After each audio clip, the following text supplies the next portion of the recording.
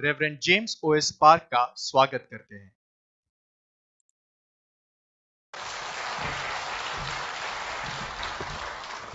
안녕하십니까. सभी को नमस्ते। 이렇게 함께 모여서 하나님 말씀 들을 수 너무 감사하고 सच में हम ऐसा इकट्ठा होकर परमेश्वर का वचन सुन पा रहे हैं, इसलिए मैं बहुत 생각 धन्यवादित हूँ। 못하는 문명의 이기라고 말할 수 있는데 주음 때문에 또 이렇게 여러분 전 세계 사람 함께 할 수 있도록 감사합니다. मैंने कभी सोचा भी नहीं था, सच में मेरे भाग्य में ऐसा था कि आप सभी लोगों के साथ में पूरी दुनिया भर के लोगों से एक हो रहे हैं। 성경은 66권으로 되어 있는데요. बाइबल 66 पुस्तकों से बनी हुई है 성경에 있는 모든 말씀들은 하나님의 마음을 우리에게 표현한 겁니다. और बाइबल के सारे वचन जो है वो परमेश्वर के मन को हमें प्रकट करते 성경 हैं। 말씀 속에는 하나님의 마음이 여러분 마음속에 자리를 잡게 되면 बाइबल के वचन में जो परमेश्वर का मन है वो अगर आपके मन में प्रवेश करता है 하나님 같은 마음이 됩니다. तो सच में आप बहुत ही अद्भुत रीति से ऐसे बन जाते हैं। 우리는 무슨 일을 하든지 하나님으로 말미암고 तो चाहे जो कुछ भी हम काम क्यों ना करें, वो काम 하나님 परमेश्वर के 같은 द्वारा 마음으로 होता है। 움직인다면 और अगर परमेश्वर के समान एक मन 이게 होकर 안 अगर 될 चलेंगे 수가 없습니다. तो कोई भी काम नहीं हुए बना रह 오늘 सकता है। 귀한 시간 하나님 말씀을 가지고 나눌 수 너무 감사합니다. आज ये मूल्यवान समय परमेश्वर के वचन को आपके साथ बांट रहा हूं, उससे धन्यवाद 오늘 देता हूं। 아침에도 우리 성경 11기 하에 있는 말씀을 했습니다. आज सुबह भी हम दूसरे राजाओं का 4 अध्याय 1절 में से वचन 말씀부터 पढ़ेंगे। 읽겠습니다. उसके एक वचन से आगे हम पढ़ेंगे। 11기 4장 1절 찾으셨으면 같이 읽겠습니다. दूसरे राजाओं का 4 अध्याय का एक वचन अगर आपको मिला है तो हम साथ मिलकर पढ़ेंगे।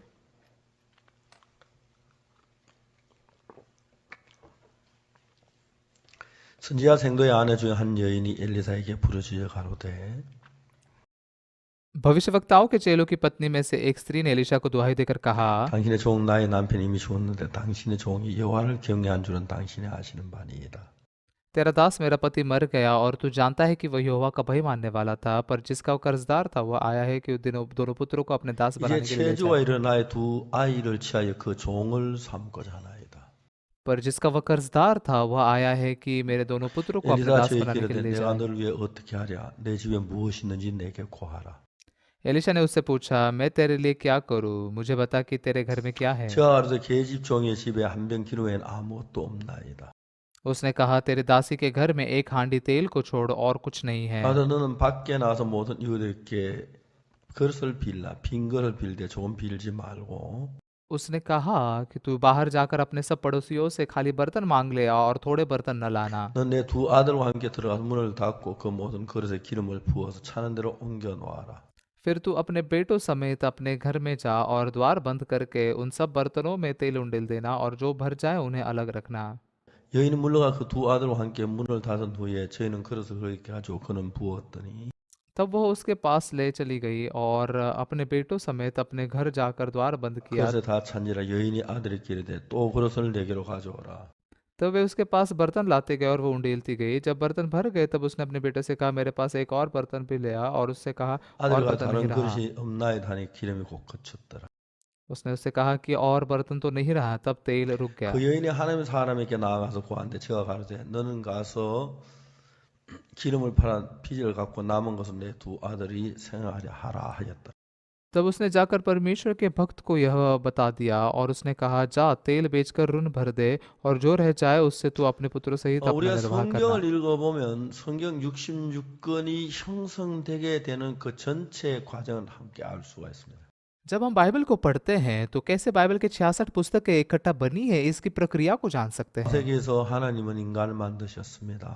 उत्पत्ति में परमेश्वर ने मनुष्य को निर्माण 그리고 किया 하나님은 아담에게 말씀하시기를 और फिर परमेश्वर ने 넌 आदम से 동산에 있는 कहा, 모든 나무의 실과 네가 임의로 따먹되 동산 중에는 선악을 알게 한 나무를 먹지 말라고 그랬어요. इस बगीचे के सारे फल तू खा सकता है, लेकिन बगीचे के बीच में जो बड़े और बुरे का ज्ञान का जो पेड़ है उसका फल तू मत खाना।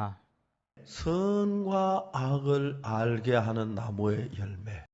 भले और बुरे के ज्ञान के वृक्ष का 이제 우리 फल। 속에 선과 악을 구분할 수 있는 그런 생각이 들어오게 되고 तो फिर हमारे अंदर ऐसी सोच आ गई जो भले और बुरे को फर्क कर सकती है। 내 선을 따라 달려갈 수 있다면 하나님과 우리 멀어질 수 있기 때문이죠. क्योंकि जब हम हमारी भलाई के पीछे दौड़ते हैं तो परमेश्वर से दूर हो सकते हैं। 하나님께로 오는 마음 말고 우리 스스로 선과 악을 구분하는 마음의 세계가 만들어지면은 하나님 멀어지면 인생이 굉장히 어려워진다는 얘기예요. परमेश्वर के मन से नहीं बल्कि परमेश्वर से अलग रीति से आने वाले इस भलाई के पीछे हम जाते हैं तो हम परमेश्वर से बहुत दूर हो जाते हैं। 안타깝게도 사단은 우리를 유혹해서 선과 악을 악의 나무 열매를 따먹게 합니다. बहुत दुख की बात यह है कि शैतान हमें फंसाता है, धोखा देता है और वो भले और बुरे के वृक्ष 그거 के 하나 फल को खाने लगाता 때문에 है। 신구약 66권이 필요했어요. उस एक चीज के कारण पूरे बाइबल के 66 पुस्तकों की जरूरत थी। 아담을 위해 선악을 악의 나무 열매를 따먹은 뒤에 शैतान ने आदम और हवा को भले और बुरे के उस फल को खाने 그때부터 लगाने के 인간들의 बाद 마음이 하나님의 마음과 다른 세계가 인간 마음이 형성하게 됐고 तब से मनुष्य के मन में एक अलग रीति से दुनिया, परमेश्वर से अलग 그러면 मन की दुनिया बनी 수없이 है 많은 불행이나 슬픔이나 저주가 인간 세계를 점령할 수가 있었어요. और बहुत ज्यादा ऐसे दुख, तकलीफ और दर्द की बातें मनुष्य में निर्माण हुए। 성경 66권은 बाइबल के 66 पुस्तकें जो है 우리 그 하나님과 멀어진 그 마음을 어떻게 하나님 가까워지게 하는지 그 이야기를 중점적으로 얘기를 합니다. ये कई रीति से बताती है कि कैसे हमारे मन जो परमेश्वर से दूर हो चुके हैं परमेश्वर के नजदीक 현재 आ सकते 우리가 हैं। 일어난 인생 속에 병도 있고 슬픔도 있고 이혼도 있고 두려움도 있고 미움도 있고 죄악도 이 모든 것들은 तो हमारे जीवन में बीमारियां होती है, दर्द होती है, तकलीफ होती है, तलाक होता है, परेशानी होती है, 마음과 다른 데서 일어나는 것인데 ये सारी चीजें परमेश्वर से अलग मन होने से उभरती है। 사람은 사단에 속아서 그것을 선택했기 때문에 आदम ने शैतान से धोखा खाया और इन चीजों को चुन लिया। 그래서 이제 여러분 우리가 이 성경을 대하면 이 마음은 하나님이 싫어하는 마음이야. तो बाइबल को पढ़ते हुए हम जान सकते हैं कि ये मन परमेश्वर को पसंद 이 नहीं 마음은 है, 하나님은 함께 하면 안 돼. इस मन में परमेश्वर ने साथ नहीं रहना 저는 चाहिए। 제가 어릴 때부터 교회를 다녔지만 भले मैं बचपन से चर्च जाता था, 제가 잊을 수 없는 1962년도 그해 내게 큰 변화가 왔습니다. लेकिन 1962 साल में मेरे अंदर बहुत ही बड़ा परिवर्तन आया। 그때 저는 19살이었는데 उस समय मैं 19 साल का था। 제가 하는 모든 게 실패가 했어요. जो कुछ मैं करता था सब कुछ असफल 마지막에 हुआ। 내가 기대를 가진 게 하나 있었는데 आखिरकार एक चीज पर मैं मेरी अपेक्षाओं को रखा हुआ था। 군대 지원에 기술 하사관으로 하려고 시험을 쳤습니다. मैंने फौज में अप्लाई किया और फौज के वोकेशनल ट्रेनिंग के लिए मैंने जाने के लिए अप्लाई 신체에 किया। 별다른 결격 사유가 없어서 저는 거기에 떨어진다고 상상도 한 적이 없어요. तो मेरा शरीर भी सेहतमंद था, मैंने कभी सोचा नहीं था कि मैं वहां पर प्रवेश करने के लिए भी फेल हो 군대에서 जाऊंगा। 연락이 오기를 대구 제1육군병원에 신체 검사를 받으라고 그랬어요. तो फौज से मुझे संपर्क आया कि तुम देगू के इस हमारे बेस पर आओ और टेस्ट करवाओ। 내과 외과 쭉 이제 각과를 따라다니면서 이제 우리가 신체 검사를 받아. तो अलग अलग ऐसे विभागों के द्वारा सारे टेस्ट लेकर हम उस टेस्ट को पार करते हुए गए। 마지막에 제가 치과에 갔었는데 आखिरकार मैं एक डेंटिस्ट के पास पहुंचा। 치과 의사가 나를 내 카드에 사인을 하는데 무슨 말인지 모르겠지만은 저 딴 사람하고 달랐어요. तो डेंटिस्ट ने मेरे कार्ड पर एक ऐसी साइन की, मुझे नहीं पता था क्या लिखा है वो, लेकिन दूसरों से अलग दिख 제 रही थी वो साइन। 앞니 앞부분이 좀 깨어졌는데 मेरे आगे के दांत का जो थोड़ा सा हिस्सा टूटा हुआ था, 문제가 된 것 같아요. तो मुझे लगा वो समस्या हो सकती है। 나와서 내 카드에 그 사인 이게 다른 친구 사인하고 카드하고 달라서 तो जब मैं बाहर आया मैंने देखा कि दूसरे दोस्तों के मुकाबले मेरे 나는 कार्ड पे जो साइन है वो 이빨 अलग 한번 है। 보자. तो मैंने कहा ठीक है तुम्हारे थोड़ा दांत दिखाओ। 친구 이빨이 온전했어. तो उनके दांत तो सही थे। 저는 불합격됐다는 거 알았어요. तो मुझे पता चला कि मुझे डिस्क्वालीफाई किया 다시 है। 군의관을 찾아갔습니다. तो मैं फिर से उनके पास वो 앞니가 डेंटिस्ट के 많이 पास गया। 좀 깨졌는데 सामने वाला दांत ज्यादा नहीं, बस थोड़ा सा ऐसे टूट चुका 별 था। 문제가 되지 않을 줄 알았어요. मुझे लगा कि ये कोई समस्या नहीं होगी। 군의관 나 좀 도와주면 안 되겠냐고 말했어요. मैंने कहा कि सर क्या आप मेरी मदद नहीं कर सकते? मैंने कहा नहीं। 왜 미리 군대로 올라고 좀 있다가 영장 나오든 가라. क्यों इतना जल्दी फौज में आना चाहते हो? थोड़े समय के बाद में वैसे भी तुमको आना ही पड़ेगा। 제가 간절하게 좀 부탁을 했습니다. तो मैंने उनसे बहुत विनतियां की। 그분이 딱 정색하며 얘기했습니다. तो उन्होंने बहुत सख्ती से कहा 내가 사표를 내고도 해도 당신은 안 된다. मैं भले इस्तीफा दे दूंगा लेकिन तुमको नहीं ले सकता। 내가 어금니 같으면 봐주겠다. अगर अंदर के कोई दांत होते तो मैं ठीक है समझ के ले 앞니 लेता, 이빨인데 लेकिन सामने के दांत 어떻게 है 봐주냐. कैसे मैं तुमको ऐसे ही छोड़ दूं? 전 뭐 많이 부러지니까 그 정도는 괜찮을 줄 알았어요. मुझे लगा कि ये ज्यादा टूटा नहीं, थोड़ा सा ही, उतना ठीक है ना। 그때 제가 진짜 너무 어렵고 힘들어서 마지막 기대를 거의 다 무너져 버렸어요. उस समय सच में बहुत ही मुश्किल में था, कठिनाई में था, और मेरी सारी आखिरी अपेक्षा भी टूट कर बिखर गई। 그때부터 내가 한 거 다 실패하고 무너졌다는 걸 하면서 내 생각을 따라가면 나는 망하겠구나. तब से मुझे पता चला कि मैं पूरी तरह से असफल हुआ, और अगर मैं मेरी सोच के पीछे जाऊंगा तो बर्बाद हो जाऊंगा। 1962년 5월 달이었습니다. ये 1962 साल का मई का महीना 5월, था। 6월, 7월, 8월, 9월, 10월. मई, जून, जुलाई, अगस्त, सितंबर, अक्टूबर। 그때 저는 철학가 같았습니다. उस समय मुझे ऐसा लगा कि मैं 내 एक तत्वज्ञानी 인생에 बन चुका हूँ। 많은 생각을 했어요. मेरे जीवन के बारे में बहुत सोचने लगा। 내만 궁금한 게 하나 있었어. बहुत सारे ऐसे सवाल मेरे अंदर उभर रहे थे। 왜 다른 사람 다 해도 내가 하면 안 돼? दूसरों के लिए सब अच्छा होता है, लेकिन जब मैं करता हूँ तब क्यों कुछ अच्छा नहीं 제 होता? 작은아버지가 태평양 전쟁에 참전했다고 오셔서 मेरे जो चाचा जी थे वो युद्ध में सहभागी होकर वापस आए 일본 थे, 히로시마에 육기조라는 데서 큰 그 토건업을 했습니다. और फिर वो जापान के इकोशिना जो जापान में है वहाँ पर काम 전화철을 करते थे, 오라고 했습니다. और उन्होंने मुझसे 그래서 कहा कि 그 तुम 이제 वहाँ पर आ 작은아버지 जाओ। 곁에 그 토목일을 하려고 했어요. तो इसलिए मैंने सोचा कि मैं मेरे चाचा जी के पास जाकर वहाँ पर उनके साथ 한일 काम 관계 그 करूंगा। 교류가 안 돼서 लेकिन उस समय कोरिया से जापान में ऐसे संपर्क नहीं हो पाता था, 밀선을 타고 가야 했습니다. इसलिए मुझे ऐसे छिप कर जो छिपे हुए 그런 जहाज़ों 것도 में से 다 जाना पड़ता 무너져 था। 버렸어요. लेकिन वहां पर भी सारी चीजें मेरे 왜 मार्ग सारे 나만 टूट 하면 गए। 안 되는 거야? क्यों क्यों मैं ही जब कुछ करता हूँ तो वो होता ही नहीं है। 나보다 못한 사람이 하면 돼. 왜 내가 하면 안 되는 거야? मुझसे बदतर लोग भी कुछ करते हैं, सब कामयाब हो जाते हैं, मैं क्यों नहीं? 그렇습니까? क्यों परमेश्वर मेरे साथ ऐसा होता है? 잘 몰랐었어요. मुझे अच्छे से पता नहीं 그때 था। 내가 하나 깍 내 마음에 남은 것은 उस समय एक बात मेरे मन में जो बाकी 내가 रही, 내 생각을 따라 해서 된 건 아무것도 없었어요. अब तक मेरे सोच के पीछे चल के कुछ भी सही नहीं हुआ। 안 된다는 사실을 알았어요. मुझे ये पता चला कि मेरे सोच के अनुसार कुछ नहीं होता। 그리고 10월 달에 제가 예수 피로 제사 안 받고 거듭나게 됐습니다. और अक्टूबर के महीने में यीशु मसीह के लहू के द्वारा मैंने पापों की क्षमा पाई और नए सिर से जन्म पाया। 여기 출애굽기, 레위기, 민수기, 신명기 이야기가 있는데 जैसे बाइबल में उत्पत्ति, निर्गमन, लेवी व्यवस्था, गिनती ऐसी पुस्तकें हैं। 오늘 저는 여기 한 어떤 부인에 대한 이야기를 하는데 आज मैं यहाँ पर एक औरत के बारे में 이 बात कर रहा 이야기는 무슨 हूँ। 얘기냐면은 ये बात यहाँ पर क्या लिखी गई 하나님 है? 그 부인을 하나님 쪽으로 마음을 끌기 위해서 일을 했던 것입니다. परमेश्वर ने उस औरत का मन अपनी ओर खींच कर लेकर आकर उसके लिए काम किया। 제가 아는 선교사님 한 분은 मेरे एक पहचान वाले से 이 मिशनरी है, 선교회에서 속해가지고 아프리카 가나로 선교를 갔습니다. वो हमारे मिशन से जुड़े और हमारे मिशन के द्वारा घाना अफ्रीका में सेवकाई करने के लिए गए। 이제 그 선교사님은 믿음이 있어서 가나에 가서 일하기를 원하고 갔는데 तो मिशनरी के पास विश्वास था, वो चाहते थे कि वो घाना में जाकर काम करे। 선교사님의 사모님은 그렇진 않았습니다. लेकिन वो मिशनरी की पत्नी बिल्कुल ऐसा नहीं सोचती थी, 그분은 은행원 출신이었고 और वो जो थी एक बैंक में 아주 काम की हुई 똑똑한 थी। 여자였어요. बहुत ही होशियार ऐसी औरत थी, 근데 가나 삶이 너무 힘드는 거예요. लेकिन घाना का जीवन उनके लिए बहुत कठिनाई से भरा हुआ था। 벌레 저 벌레 वो कीड़ा देखो, कीड़ा है। 왜 이렇게 벌레가 많아?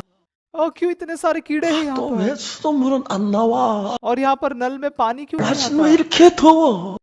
क्यों इतनी गर्मी है? 내가 여기 왜 왔지? क्यों मैं यहाँ आई हूँ? 나 진짜 미치겠어. मैं पागल हो जाऊंगी। 왜 왔지?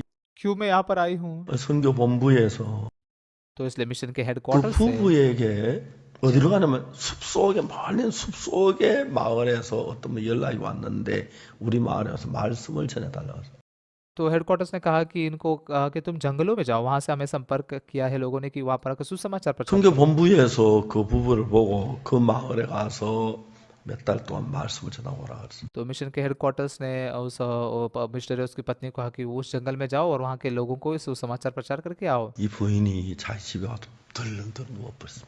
ये औरत जो थी घर आकर पूरे लेट गई।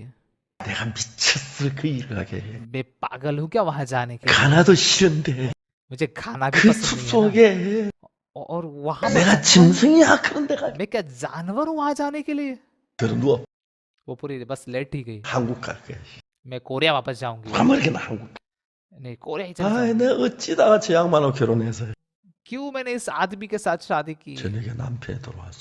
शाम को उसका पति वापस आया 있는데 और फिर वो आया। 남편 진지하게 했어. पति ने बहुत गंभीरता से कहा, 여보 너무 감사하다. प्यारी मैं बहुत धन्यवादित हूँ। 무슨 소리라는 거 감상이 개 코가 감사해. क्या क्या धन्यवादिता, क्या बकवास बोल रहे हो तुम। 근데 남편이 너무 진지하게 얘기해. लेकिन पति ने बहुत गंभीरता से 여보 कहा, 우리는 그 정글에 사는 그 종족들 말도 서툰데 हमें वो जंगल के लोगों की भाषा भी नहीं आती बोलने के लिए। 우리보다 말 잘하는 사람들도 훌륭한 성에 우리를 보면 이건 진짜 영광이야. हमसे भी ज्यादा बेहतर भाषा बोलने वाले लोग हैं, लेकिन हमें बेच रही है, हमारे लिए बहुत 여보 महिमा का 정말 कारण है। 감사하지. और सच में तुम भी बहुत धन्यवादित हो ना। 사실 감사하다. तो ऐसे कहते हैं नहीं नहीं। 그래서 이제 그 정글에 들어가게. तो इस प्रकार से वो जंगल में गए। 가나 테마에서 쿠마시까지 가는 버스가 있었어.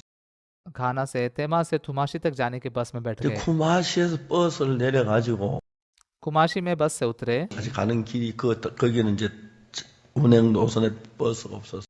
तो आगे रास्ता था, लेकिन आगे बस भी नहीं, कुछ भी नहीं 몇 जाता था। 시간을 기다렸다 정글에서 통나무 실어 나오는 차가 그 트럭 뒤를 타와.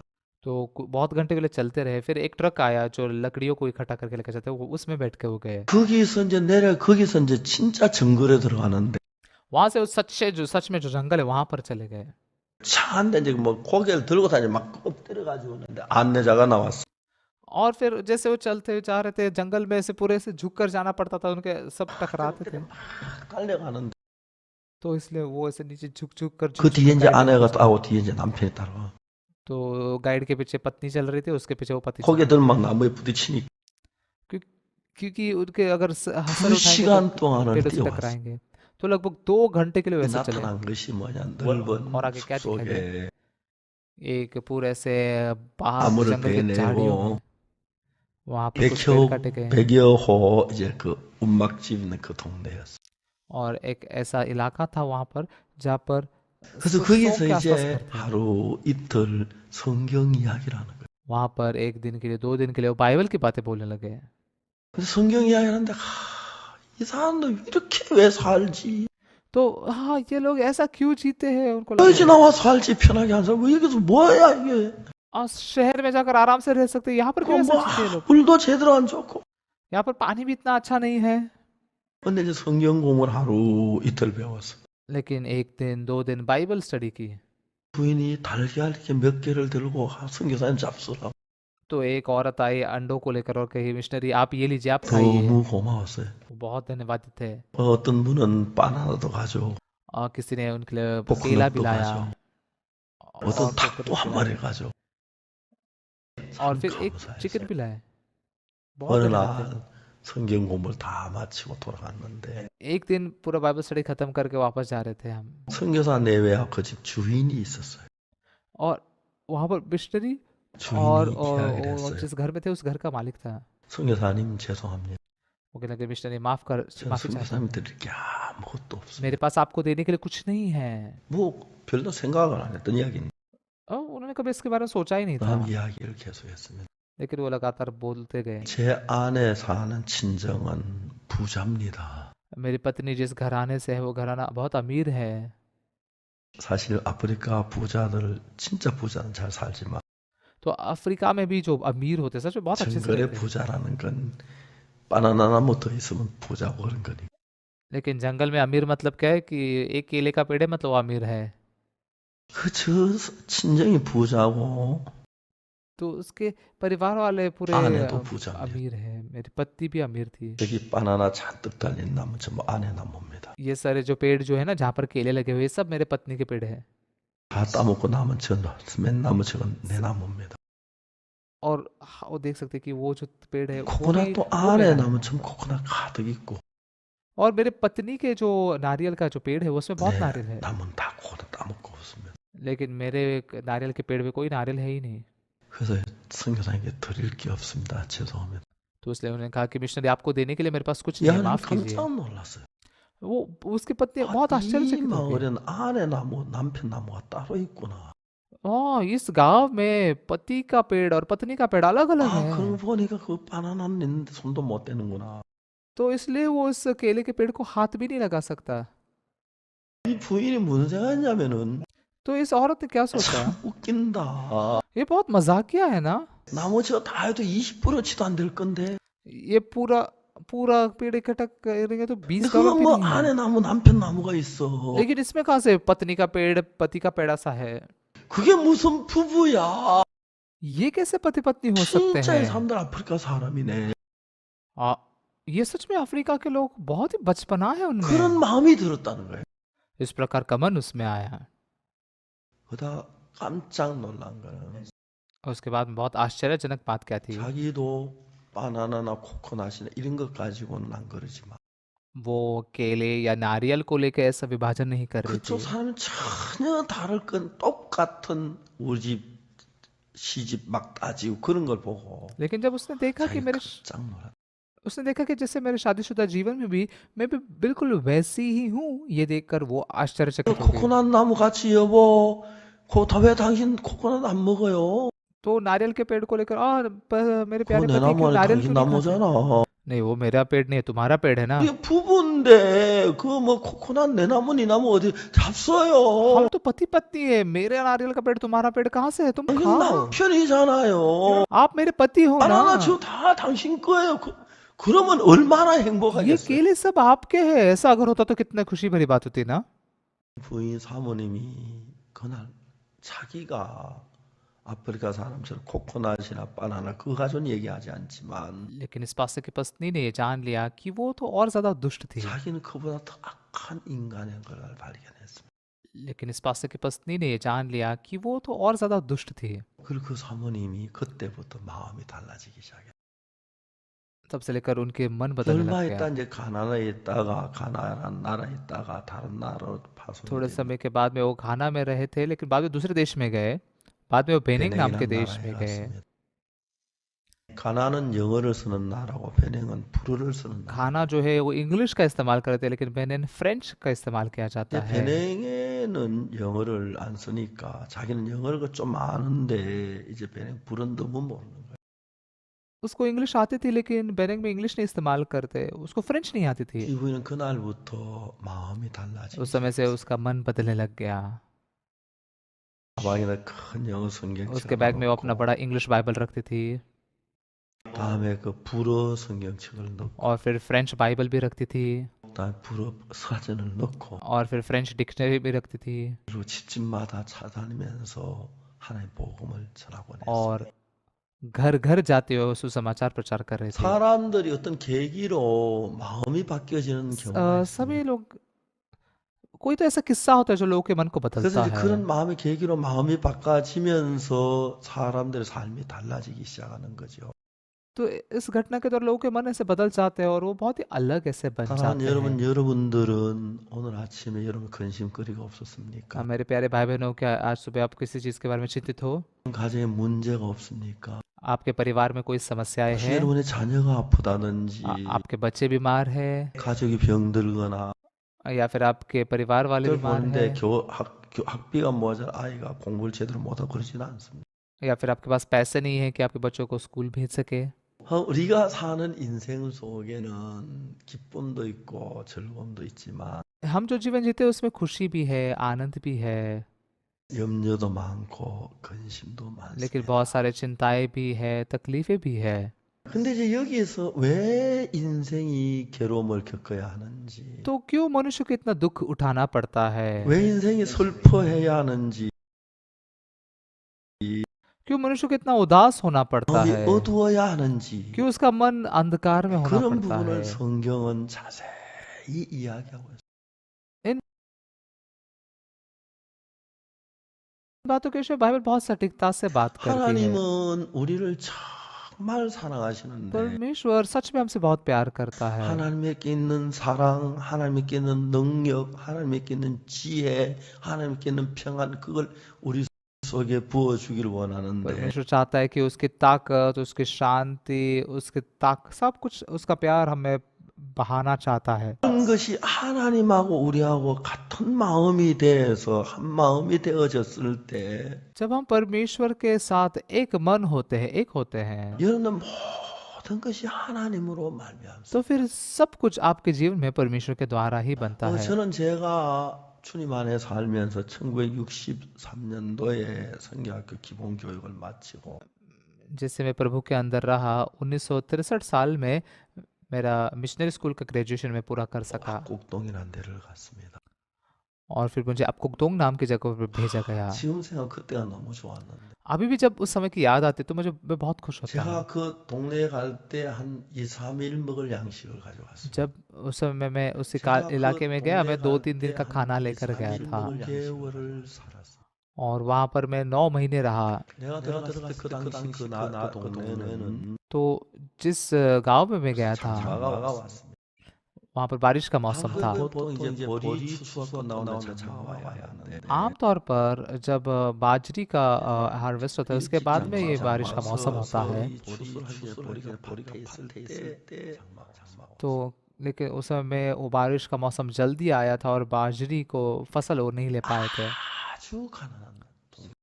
वो एक बहुत ही गरीब ऐसी जगह थी। 이 주민들이 가비를 보리삭을 잘라가지고 तो वहाँ पर लोग क्या करते थे, वो उनके फसल को काटते थे, ऊपर के भाग को काटते थे और फिर उसको आग के द्वारा से सुखाते थे 물레방앗 간에 보리를 찧어서 어렵게 살아요. और फिर वो जो बाजरी के फसल होते हैं उसको लेकर वो बहुत मुश्किल भरा ऐसा जीवन जीते थे। 저는 제가 한평생 잊을 수 없는 그 동네 거기서 9개월 동안을 तो 살면서 9 महीने जैसे मैं वहाँ पर रहा, 하나님께 나에게 어떻게 나를 먹이시고 입히시고 키우시고 मुझे पता चला स्पष्ट रूप से कैसे परमेश्वर मुझे खाना खिलाता है, कपड़े पहनाता है, मेरी परवाह करता है। 하나님 제가 그 동네 9개월 후에 그 동네를 떠나서 이제 장팔이라는 곳으로 이제 तो उस समय 9 महीने के बाद में जब मैं वहाँ से निकला और झांगपाली नाम की जगह पर गया, 내가 장팔 떠나기 전에 그 동네에서 다 떠나기 전 얼마나 감사하냐면 उस इलाकों में से जैसे मैं गया 9 महीने के बाद में झांगपाली में बहुत धन्यवादित था। 내가 여기 있다 굶어 죽을 것 같다. यहाँ पर रहकर मैं फिर भूखा ही 그 रह जाऊंगा। 생각이 들었다면 난 그 동네 못 있었을 거야. अगर ये सोच रखता तो मैं उस इलाके में नहीं रह सकता था। 거기서 9개월 동안 사는 동안에 하나님 나하고 너무 가까워. वहां पर जैसे मैं 9 महीने के लिए रहा, परमेश्वर मेरे बहुत नजदीक रहा, मैं बहुत नजदीक हो सका। 한번은 제가 성경을 읽고 있었는데 एक बार जब मैं बाइबल पढ़ रहा था, 아주 배가 고팠습니다. बहुत भूखा था, 그러나 성경을 읽는데 하나님 내 마음에 오늘 음식을 잔뜩 주겠다는 마음이 들어요. लेकिन बाइबल पढ़ते हुए परमेश्वर ने मुझे ये मन दिया कि आज परमेश्वर बहुत खाना देगा। 하나님 음식을 마치 왜 이런 마음이 들지? आज परमेश्वर मुझे खाना देगा, ऐसा क्यों लग रहा है मुझे? 근데 밖에 누가 왔어요. लेकिन फिर बाहर कोई तो आया। 날씨가 좋은데 들어오시. मैंने कहा ठीक है आइए, आप आइए, बाहर ठंडी है। 낯선 청년이 와 있었어. तो एक अनजान ऐसा लड़का वहां पर आया 이야기를 했어. और उसने कहा, 옆 동네에 사는 ओके, कहने लगे मैं बगल के गांव में रहता हूँ। 옆 동네 끝분이라는 아가씨가 वहां पर 있는데 कतपुनी नाम की एक लड़की है।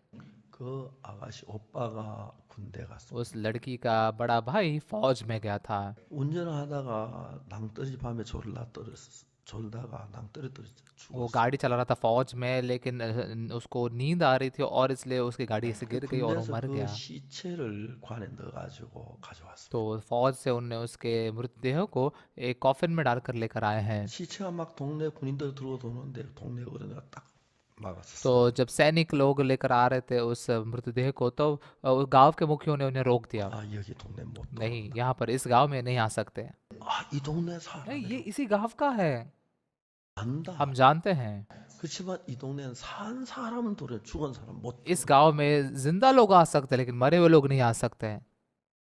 내 앞에 나무 밑에 놓고 तो इसलिए उन्होंने उस मृतदेह को उस गांव के सामने एक पेड़ के नीचे रख दिया। 이거 장례를 치러야 하는데 그 동네 어른들 나는 외부에 죽은 사람들 장례를 한 번도 치러보질 못해. उनका उनका गाड़ा जाना जरूरी था, लेकिन सब मुखिया कह रहे थे कि हमने कभी बाहर में मरे व्यक्ति को कभी गाड़ा नहीं है, 그래가지고 이거 어떻게 해야 하느냐. तो अभी क्या करें हम। 이제 그런 사람들은 시골에 그런 걸 상당히 막 어렵게 생각하는. ऐसी बातों को लेकर गांव के लोग बहुत मुश्किल मानते हैं। 이제 시체는 하루 이틀 썩어 वो 가는데 मृतदेह 1-2 दिन ऐसे सड़ते हुए जा रहा था। 제일 어른 되신 분 그런 방법이 없어. 어떡할 줄을 몰라. तो जो गांव का सबसे बड़ा मुखिया था उसको पता ही नहीं था अभी क्या करे। 옆 동네에 교회 전도사가 있다. तो हमने सुना है बगल के गांव में एक पास्टर है, 그분들에게 부탁해. चलो उनसे विनती करते हैं। 그래서 제가 이제 부름을 तो इसलिए मुझे बुलाया गया वहां पर। 산 언덕을 넘어서 그들 막 울으면서 잔뜩 और फिर जैसे हम पहाड़ों को पार करते हुए वहां पर रोने की आवाज बहुत सुनाई 딱 दे रही 이제 थी। 들어갔는데 और वहां पर हम अंदर गांव में गए। 제일 눈에 띄는 게 सबसे ज्यादा पहली चीज जो आंखों में दिखाई दी 밥상이었어요. वो था खाने का टेबल। 얼마나 많은 음식을 저는 कितना ज्यादा ऐसा खाना रखा था 드시라고. और कहा खाओ। 저희들이 장례 주관자가 됐어요. तो इसलिए सच में हम वो गाड़ी जाने 그날 के से 막 काम करने वाले लोग 5번 बन सके। 예배를 उस दिन हमने 드렸는데 5 बार ऐसे सभा ली 한 번 예배할 때마다 1시간씩 और 설교했어요. एक एक बार सभा लेते हुए हम एक एक घंटा प्रचार करते थे 그리고 이제 마지막에 이제 그 땅에다 묻고 और आखिर में उसको जमीन में गाड़ दिया, 기도하고 प्रार्थना की 흙을 और फिर 덮고 मिट्टी को ढक दिया 저녁을 और 먹고 फिर रात का खाना खाया। 하나님 나를 오늘 그렇게 식사를 주시려고 हाँ, 그랬구나. परमेश्वर आज मुझे ऐसे खाना देना चाहता था। 한 번은 산길을 이제 가면서 그 시장 전도를 갔는데 एक बार जैसे मैं पहाड़ों के रास्ते पर जा रहा था, मैं बाजार में गया था प्रचार करने के लिए। 소변 죄송한 소변 보고 माफ कीजिए, 싶었어. लेकिन मुझे बहुत पेशाब आ रहा था, 그 산에 이제 그 화장실이 लेकिन 없으니까 पहाड़ पर कोई टॉयलेट नहीं होता। 조금 내려 소변 तो 내려왔는데 थोड़े से नीचे आकर मैं 길에 पेशाब 산 कर रहा था। 조금 내려 거기 막 산딸기가 너무 많이 있네. 농사 지어 놓은 것처럼. तो वहां पर जैसे मैं नीचे आया, वहां पर उस पहाड़ के नीचे बहुत ज्यादा ऐसे 제가 그 जंगली 제사 स्ट्रॉबेरीज थी। 받고 동네에 가서 복음을 전하는 동안에 많은 어려움이 있었지만 하나님의 순간 도움을 मैंने पापों की क्षमा पाने के बाद जब मैं उस इलाके में गया सुसमाचार प्रचार करने के लिए, बहुत सारी मुश्किलें थी, लेकिन परमेश्वर मेरी मदद कर रहा था। 1968년 군에서 제대를 하고 1968 में मैं फौज से बाहर 김천에 निकला 가서 복음을 और 전하게 됐어요. किमचन में आकर सुसमाचार प्रचार करने लगा। 근데 제가 그때 돈이 2천 3,500원이 있었습니다. तो उस समय में मेरे पास में $3 और 50 제가 सेंट्स 그 थे।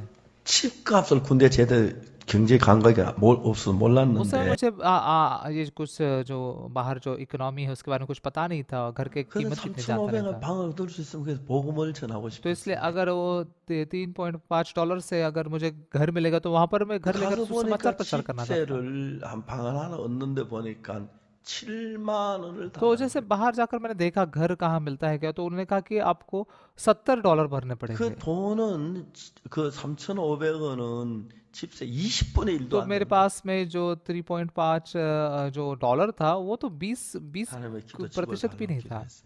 तो मैं प्रार्थना करने लगा, परमेश्वर हमें 다시 घर 김천에 दीजिए। 가서 방을 तो 얻으려고 इसलिए 했어요. किमचन में जाकर मैं एक कमरा लेना चाहता था 그래서 집을 보고 돌아오는 길인데 और फिर ऐसे घर को ढूंढ ढूंढ कर मैं वापस आ रहा था। 버스 하는 옆에 외국인 선교사가 मेरे 있어요. बस में मेरे बगल में ही एक मिशनरी बैठे 그때 थे 저는 विदेश से आए 20대 हुए। 후반이었고 उस समय में मैं 20 साल से थोड़ा ज्यादा 근데 उम्र का था, 그분은 저보다 한 20살 더 많아 लेकिन 보였어요. वो मुझसे और ज्यादा 20 साल ज्यादा मुझसे बड़े थे। 이야기를 했어요. मैंने उनसे बात करने लगा। 그분이 한국말 실력이랑 내 영어 실력이나 उनकी 비슷했어요. कोरियन के काबिलियत और मेरी इंग्लिश की काबिलियत एक जैसे थी।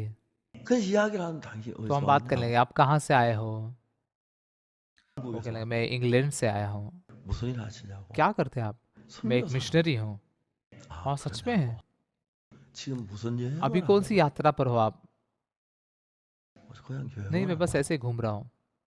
무슨 क्या 여행 यात्रा कर रहे हैं आप? कौन सी यात्रा? 전도 여행이라고 प्रचार यात्रा है क्या? 아니 그냥 नहीं, मैं 여행을 बस घूम रहा हूँ। 좀 तो 화가 मुझे 났어요. गुस्सा आया। 이 사람 진짜 हाँ, ये तो सच में 타락했네. बहुत भ्रष्ट हो चुका है। 선교사 복음만 전하면 뭐 여행이나 다녀. मिशनरी ने सुसमाचार प्रचार करना चाहिए, ये तो घूम रहा है। 제가 너무 화가 तो मुझे 났어요. बहुत गुस्सा आया है। 저 ना이 20살 더 많은데. भले वो मेरे से 20 साल बड़ा था। 당신 당장 영국으로 मैंने कहा तुम 돌아가라고. अभी के अभी इंग्लैंड वापस चले जाओ, 당신이 तुम पूरे 썩었다고. सड़ चुके हो। 선교사가 복음 전하면 다도 영 충분히 되는데. अगर तुम सुसमाचार प्रचार करोगे तो सब कुछ ठीक 무슨 होगा, 여행이나 लेकिन 다니고 그러냐. कैसे मिशनरी हो तुम कि तुम प्रचार नहीं कर रहे हो और घूम रहे हो? 하고. 근데 영국은 진짜 신사 아무 소리도 लेकिन इंग्लैंड के लोग सच में बहुत ही सज्जन होते हैं, वो बिना कुछ बोले वो सब सुन 버스를 रहा था। 갈아타는 और वो खचान में गया और 표를 अलग अलग 사고 बस में बैठ 있는데 गए और दूसरा टिकट लेना ही वाला 집에 था, 왔어요. वो मेरे बगल में आया। 미스터 파. मिस्टर पार्क ने कहा, 당신 오늘 당신 집에 하루만 자면 안 되냐고. क्या आज मैं आपके घर में सो सकता 오라 हूँ? 그랬어요. मैंने कहा ठीक है आओ। 우리 그 산 속에 있는데 우리 तो उस समय मेरा घर जो था पहाड़ों में था, 있었어요. तो आए। 저는 그 냇물을 먹고 있었는데 उस समय में मैं जो पानी होता है, नल 그때는 का पानी, 우물도 वही 없고 पीता था। 산속에 뭐 수도도 नहीं, 없고 उस समय नल भी नहीं था, कुओं का ऐसे कुआं भी इतना 저는 सही तरीके 아무렇지 से नहीं 않은데 था। 그분이 냇물을 마시고 난데 그것도 배탈이 나가요. 4일 동안 막 जो 쪼세버렸어요. एक पानी बहता है ना, नाले का पानी, ऐसा भी हम पीते थे। तो वो उसने वो पानी पिया और उसको पेट खराब हो गया और 물을 डायरिया 좀 होने लगा। 끓여줄 건데 तो मुझे 종일 변수 왔다 मुझे 갔다 बहुत 했어요. बुरा लगा, क्या मैंने इनके लिए पानी अच्छा लाना चाहिए था। और वो लगातार टॉयलेट आते जाते रह रहे थे। 4 दिन बीत गए 가야겠다. और कहने लगे कि मुझे जाना पड़ेगा। 좀 몸이 어떠냐고. मैंने आपकी तबीयत कैसी है सब पूछा। 괜찮다고. नहीं, मैं अभी ठीक हूँ। 정말 सच में 미안하고. माफ़ कीजिए, 다음에 꼭 물 끓여 अगली बार से सच में उबाल के पानी दूंगा मैं। 아, नहीं नहीं, ठीक है ठीक है। 내가 당신에게 하고 싶은 이야기를 मैं तुमसे कुछ तो कहना चाहता हूँ। मैंने 무슨 कहा, 이야기야? क्या कहना चाहते हैं आप? 미스터 박, 나 당신하고 한 1년만 같이 살만 मिस्टर पार्क, क्या मैं आपके साथ 1 साल नहीं रह सकता? 아니 선교사가 복음자를 왜 또 나하고 आप 살려고 मिशनरी, 하냐? आप तो सुसमाचार प्रचार किया, क्यों मेरे साथ रहना चाहते हैं?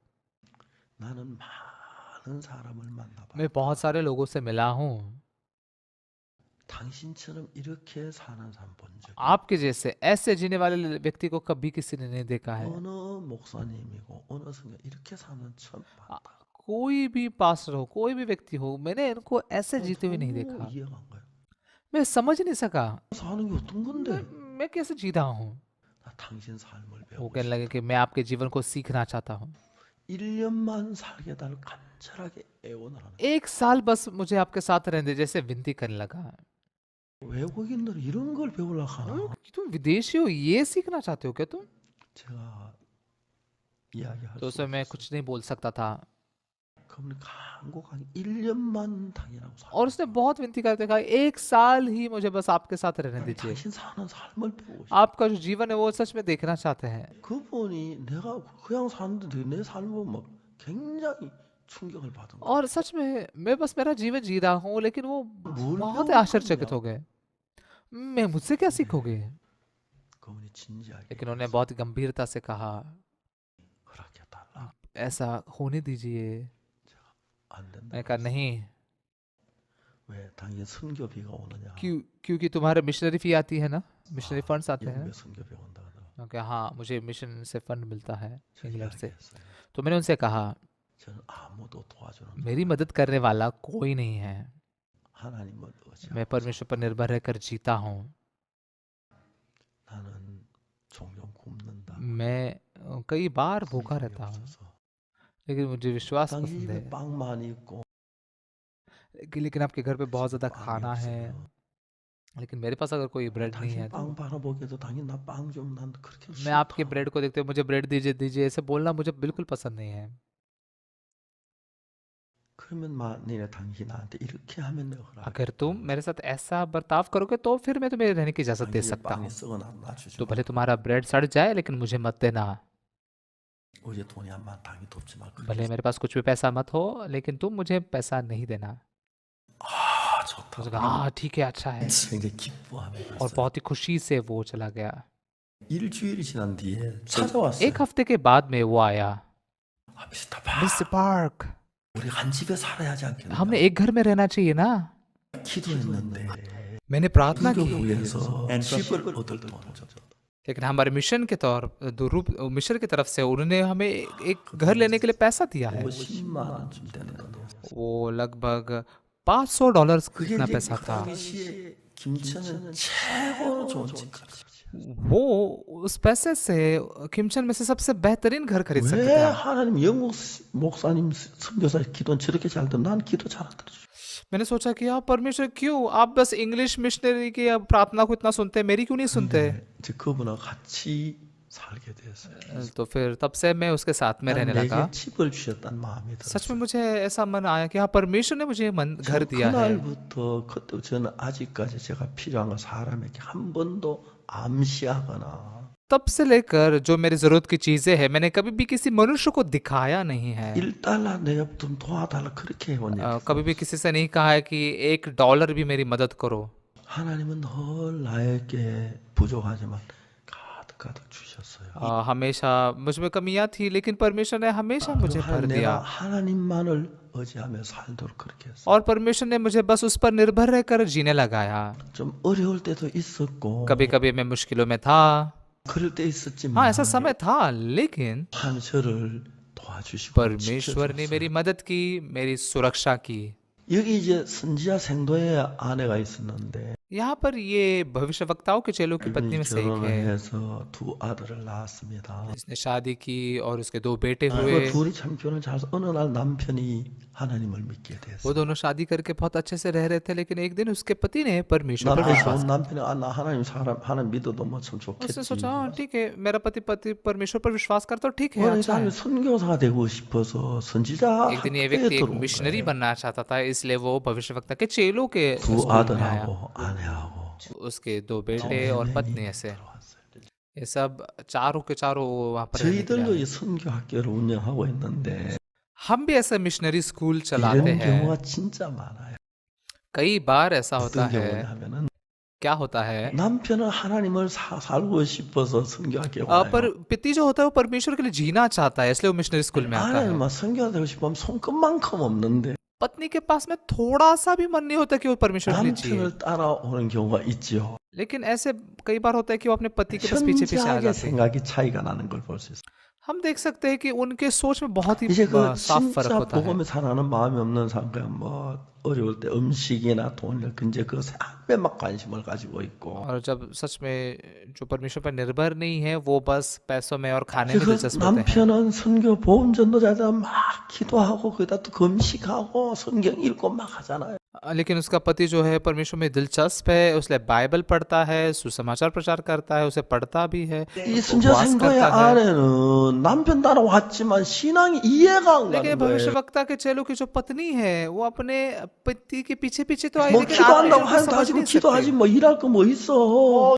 हम परमेश्वर से प्रार्थना 난 कर 이해가 सकते हैं, 안 लेकिन 가। क्यों ऐसा काम करना है, मैं समझ 이제 नहीं सकती। 진짜 그렇게 사는 वो 거예요. सच में इस प्रकार से जी रही थी। 그러니까 이제 남편은 하나님을 믿는 믿음이 लेकिन इसके पति 있으니까 के पास में परमेश्वर पर विश्वास करने का मन था। 하나님 믿는 믿음 진짜 기뻐하고 저러면 전도하고 밥을 굶어서 기쁜데 तो उस पति परमेश्वर पर विश्वास करने के कारण वो आनंदित है, खुश है, वो परमेश्वर को 아내는 भूखा भी रह 그게 सकता 이해가 안 है। 가는 거예요. लेकिन उसकी पत्नी ये 그래도 समझ नहीं 남편이 सकती थी। 진짜 깊은 뜻을 가지고 가는데 그 사람 막 방해하지 뭐 따라긴 따라가도 너무 안 걸린 마음이 안 드는 거예요. लेकिन उसका पति जो है परमेश्वर के लिए आगे बढ़ रहा है, लेकिन उसका ध्यान बहुत भटकता रहता है। इस औरत का ध्यान 성경 공부하면 पीछे नहीं 그 चल पा रही थी 절개나 उसके। 하고 जब कोई बाइबल के बारे में बात होती 하나님 थी, वो 진짜 सुनती 계시는 थी। 건가? सच में परमेश्वर है? 그랬어요. ऐसी वो थी। 근데 참 불행하게도 बहुत दयनीय बात क्या है, 남편이 갑자기 세상을 떠났어요. अचानक से उसका पति गुजर गया। 아내가 생각합니다. ये पत्नी सोचने लग गई, 나는 선교사가 되는 게 싫었어. मुझे मिशनरी बनना पसंद नहीं था। 내가 어떻게 선교를 해? मैं कैसे ये मिशन का काम 내 कर 두 सकती 아들 हूँ? 잘 키우면 되지. मुझे बस मेरे 2 बेटों की अच्छे से देखभाल 그래서 करनी है। 여자는 다시 하나님을 믿는 믿음으로 하나님께 기도해서 그건 도저히 이해가 안 가는. तो इस स्त्री को परमेश्वर के सामने प्रार्थना करना, परमेश्वर पर विश्वास करना 제가 समझ 곡동에 नहीं 있을 सकती हूँ। 때 그리고 거창에 갔을 때 그리고 군대에 갔을 때 다 김천에 왔을 때 항상 어려웠던 건 사실이지만 तो जब मैं अपकोक्तोंग में था, जब खत्सांग में था, जब सेना में गया, फिर खिमचन में आया, तो हमेशा मैं मुश्किलों 때로 में था, ये तो 뭐좀 सच 굶을 है। 때는 있었지만 हाँ, कभी कभी मैं भूखा भी रहता 하나님 था, 정확하게 우리를 도우시고 인도해 주셨으면 लेकिन स्पष्ट रूप से परमेश्वर हमें चलाता था, 여자가 मार्गदर्शन 자기 करता था। 남편 죽고 난 자기는 믿음이 없는데 ये स्त्री के पति के मरने के बाद उसके पास विश्वास 기도해서 ही 뭐 नहीं है। 부정하면 내가 열심히 일해 돈 벌지 무슨 기도해서 응답을 받아. हाँ, मैं प्रार्थना करके कैसे जवाब पा सकती हूँ? मैं तो जाके 이제 그 मैं कैसे 믿음으로 कमाऊं? मैं 사는 क्यों 그 प्रार्थना करूं? 선지자들 생도 사이에 자기는 안 맞는 거예요. तो विश्वास से जीने वाले उन चेलों के बीच में वो मैच नहीं कर रही थी। 오늘 여자가 이야기를 해요. एक दिन स्त्री ने कहा, 죄송합니다. माफ 남편 कीजिए, 뜻을 따라서 같이 일하고 싶었습니다. मैं मेरे पति की इच्छा के अनुसार यहाँ पर एक 아무 साथ 생각 काम 믿음이 करना चाहती 이해가 थी, 안 갑니다. लेकिन मैं कितना भी क्यों ना सोचूं, मुझे विश्वास जो है 기도했다고 समझ 하는 में नहीं 응답 आता। 난 그게 잘 안 믿어집니다. प्रार्थना करके परमेश्वर जवाब देता है, इस बात पर मैं 남편들 विश्वास 날 नहीं 같이 करता 하고 था। 싶었는데 मैं मेरे पति के पीछे पीछे ये 마음이 काम करना 달라서 चाहती थी, लेकिन हमारे मन 미안합니다. अलग 저 थे, 떠나야겠습니다. तो इसलिए माफ कीजिए, मुझे यहाँ से जाना पड़ेगा। 여자가 떠났어요. तो ये औरत वहां से चली 주변 गई। 사람들이 남편이 없고 두 아들인데 나니 마음이 안타까웠어. तो इर्द गिर्द के लोगों को भी बुरा लगा कि इसका कोई पति नहीं है, 2 ही बेटे हैं। 가시더라도 아이들 잘 훌륭하게 키우세요. हाँ ठीक है, आप जा रहे हैं, लेकिन आपके बच्चों का 애들 देखभाल 아빠 कीजिए, 낳으면 अच्छे से 정말 उनको 훌륭한 बड़ा 사람이 될 कीजिए। 거예요. ये भी बड़े होकर अपने पिता के जैसे बहुत 가서 महान 오세요. बनेंगे। आप 그리고 이제 अक्सर हमें मिलने के लिए 여자는 आइए। 또 집을 떠났습니다. तो इस प्रकार से ये स्त्री ने चेलों के उस घरों 그래가지고 को 또 छोड़ 있는 दिया। 방법 수단 방법 다 가려서 돈을 벌어서 तो इसने अपने सारे तरीकों का इस्तेमाल करके 아들 पैसा कमाने की 초등학교 कोशिश की। 공부시키고 उसने 잘 अपने बेटों को पढ़ाई 자라면 करने लगा है, अच्छे से 좋은 पढ़ाई की, 며느리 उनको अच्छे 얻어서 से पाल पोस कर बड़ा 결혼시키고 किया, 남자들 उनके 보고 लिए 난 अच्छे से 살 एक 거야. पत्नी ढूंढकर 그때 शादी 가지고 करवाऊंगी 돈을 मैं, 벌어야 돼. मेरे पोते भी अच्छे अच्छे होंगे, मैं पैसे भी 근데 그때 कमाऊंगी। 뭐 코로나가 있었는지 모르지. पता नहीं उस समय शायद से कोरोना आ गया कि क्या, पता नहीं। 사업이 안 됐습니다. उस समय उसका जो व्यापार था वो अच्छे से नहीं हो पा रहा 돈을 था। 빌린 걸 갚을 수가 없었습니다. जो पैसे उसने उधार लिए थे वो 사업을 चुका 돈을 नहीं पा रहे थे। 빌렸는데 उसने लोगों से उधार तो लिया था, 뭐 경제가 어려워서 다 लेकिन अर्थव्यवस्था बहुत मुश्किल में थी, इसलिए सारे 어느 जो 날 चीजें थी उसने गवा 빚쟁이 दिया। 와서 돈을 달라고. एक दिन कर्जदार लोग आए और पैसे मांगने लगे। 죄송합니다. माफ कीजिए, 한 달만 참아주세요. थोड़ा इंतजार कीजिए। 그렇게 이제 미루는데 इस प्रकार से वो उन्हें आगे धकेलती थी, 빚쟁이가 얘기합니다. लेकिन तभी वो 한 कर्जदार 달 ने 뒤에 कहा, 정말 줄 수가 있어요. सच में आप 1 महीने के बाद में दे सकते हैं? 한 달이 벌써 몇 कितनी 번째예요? बार आप 1 महीना कह रहे हैं? 한 달 뒤에 뭐 어떻게 돈을 갚을 1 거예요? महीने के बाद 이야기를 आप 해봐. कैसे पैसे चुका दोगे, लौटा दोगे, बताइए तो हमें। 좋아요, 내가 한 달 기다릴게요. ठीक है, मैं 1 महीना रुकूंगा फिर। 만약 한 달 동안 돈을 못 내면 어떡하지? लेकिन अगर आप 1 महीने तक पैसे नहीं भर पाओगे तो क्या करूं? 예, 무슨 수가 있더라도 갚겠습니다. नहीं, किसी भी तरीके से मैं पैसे चुका दूंगी। 예, 갚으면 हाँ, 좋아요. नहीं, आप चुका दोगे तो अच्छा है, 난못 갚을 때 लेकिन समझो आप मेरे पैसे नहीं चुका पाए तो क्या? 갚을게요. मैं पैसे चुका दूंगी। 그래요. 근데 갚는데 हाँ, 못 आप 갚으면 어떡하지? चुका दोगे, लेकिन अगर नहीं चुका पाए तो 저밖에 क्या? 아주머니 한 달만 못 갚을 것 같은데. मुझे तो लगता है कि आप 돈 चुका नहीं 어디서 पाओगे। 나와요? 안 되잖아요. देखो कहाँ से पैसा लाओगे, तुम्हारे पास कुछ है ही नहीं ना। 모르겠습니다. मैं कोशिश करूंगी, ठीक है, 한 달 기다릴게요. मैं 1 महीना रुकूंगा। 만일에 한 달 돼 돈을 못 갚을 때 अगर 1 महीने में तुम पैसे नहीं चुका सकी 당신 두 아들 데려다 종으로 팔겠습니다. तो हम तुम्हारे दोनों बेटों को लेकर उनको गुलाम बनकर बेच देंगे। 그래도 빚이 다 안 돼요. लेकिन इतना होकर भी तुम्हारा कर्जा नहीं चुकाया जा सकता, 약속하게 생각지 마십시오. तो इसलिए ये बहुत ज्यादा कर रहे हैं, ऐसा मत सोचिए। 빚을 받을 방법이 없어요. इसके अलावा हमारा कर्जा वापस पाने का कोई तरीका नहीं है। 여자가 너무 막막했어. तो ये स्त्री के लिए कोई रास्ता ही नहीं था। 아무리 애를 써서 빚을 갚을 수가 없어요. कितना भी कोशिश वो क्यों ना करे, वो कर्जा चुका ही नहीं सकते थे। 남편 저 두 아들이 종으로 팔려가면 어디로 갈는지도 모르는데 पति मरने के बाद में और उसके 2 बेटे भी अभी गुलाम बन 아들 जाएंगे तो 종으로 कहाँ जाएंगे 팔고 उसको नहीं 내가 पता 아들 था। 없이 어떻게 살아? वो सोच रही थी, मैं मेरे बेटों के बिना कैसे जीऊंगी। 너무 어려웠어. तो वो बहुत ही मुश्किल में थी। 왜 딴 남자들은 오래오래 살며 아내 행복하게 해주는데 और दूसरे पति जो है बहुत लंबे समय के लिए जीते हैं, अपनी पत्नियों को 여보 खुश करते 당신은 हैं। 하나님 믿는다고 하면서 나를 이렇게 고생을 लेकिन 시키고 तुमने कहा कि तुम परमेश्वर पर विश्वास करते हो और तुम अभी मुझे इससे मुश्किल से 그래서 गुजार 나는 रहे 먼저 हो। 죽고 난 뒤에 죽지 나한테 두 아들 맡겨 왜 나를 이렇게 मरना था तो 어렵게 पहले मुझे 해, मरने 여보. देना था और फिर तुम मर जाते, क्यों मुझे ऐसे मुश्किल में जा रहे हो और 2 बच्चों को 또 मेरे 나한테 हाथ में सौंप 원망을 दे रहे हो। 해도 무슨 일을 해도 वो कितनी शिकायत क्यों ना करे या 다른 कुछ भी 점점 क्यों ना करे, 다가오는데 ये सारी 아들을 समस्याएं बढ़ने 종으로 लगी। 팔아고 자기 어떻게 살아 내가 मैं कैसे मेरे 2 बेटों को एक गुलाम के तौर पर बेचकर मैं कैसे जी पाऊंगी।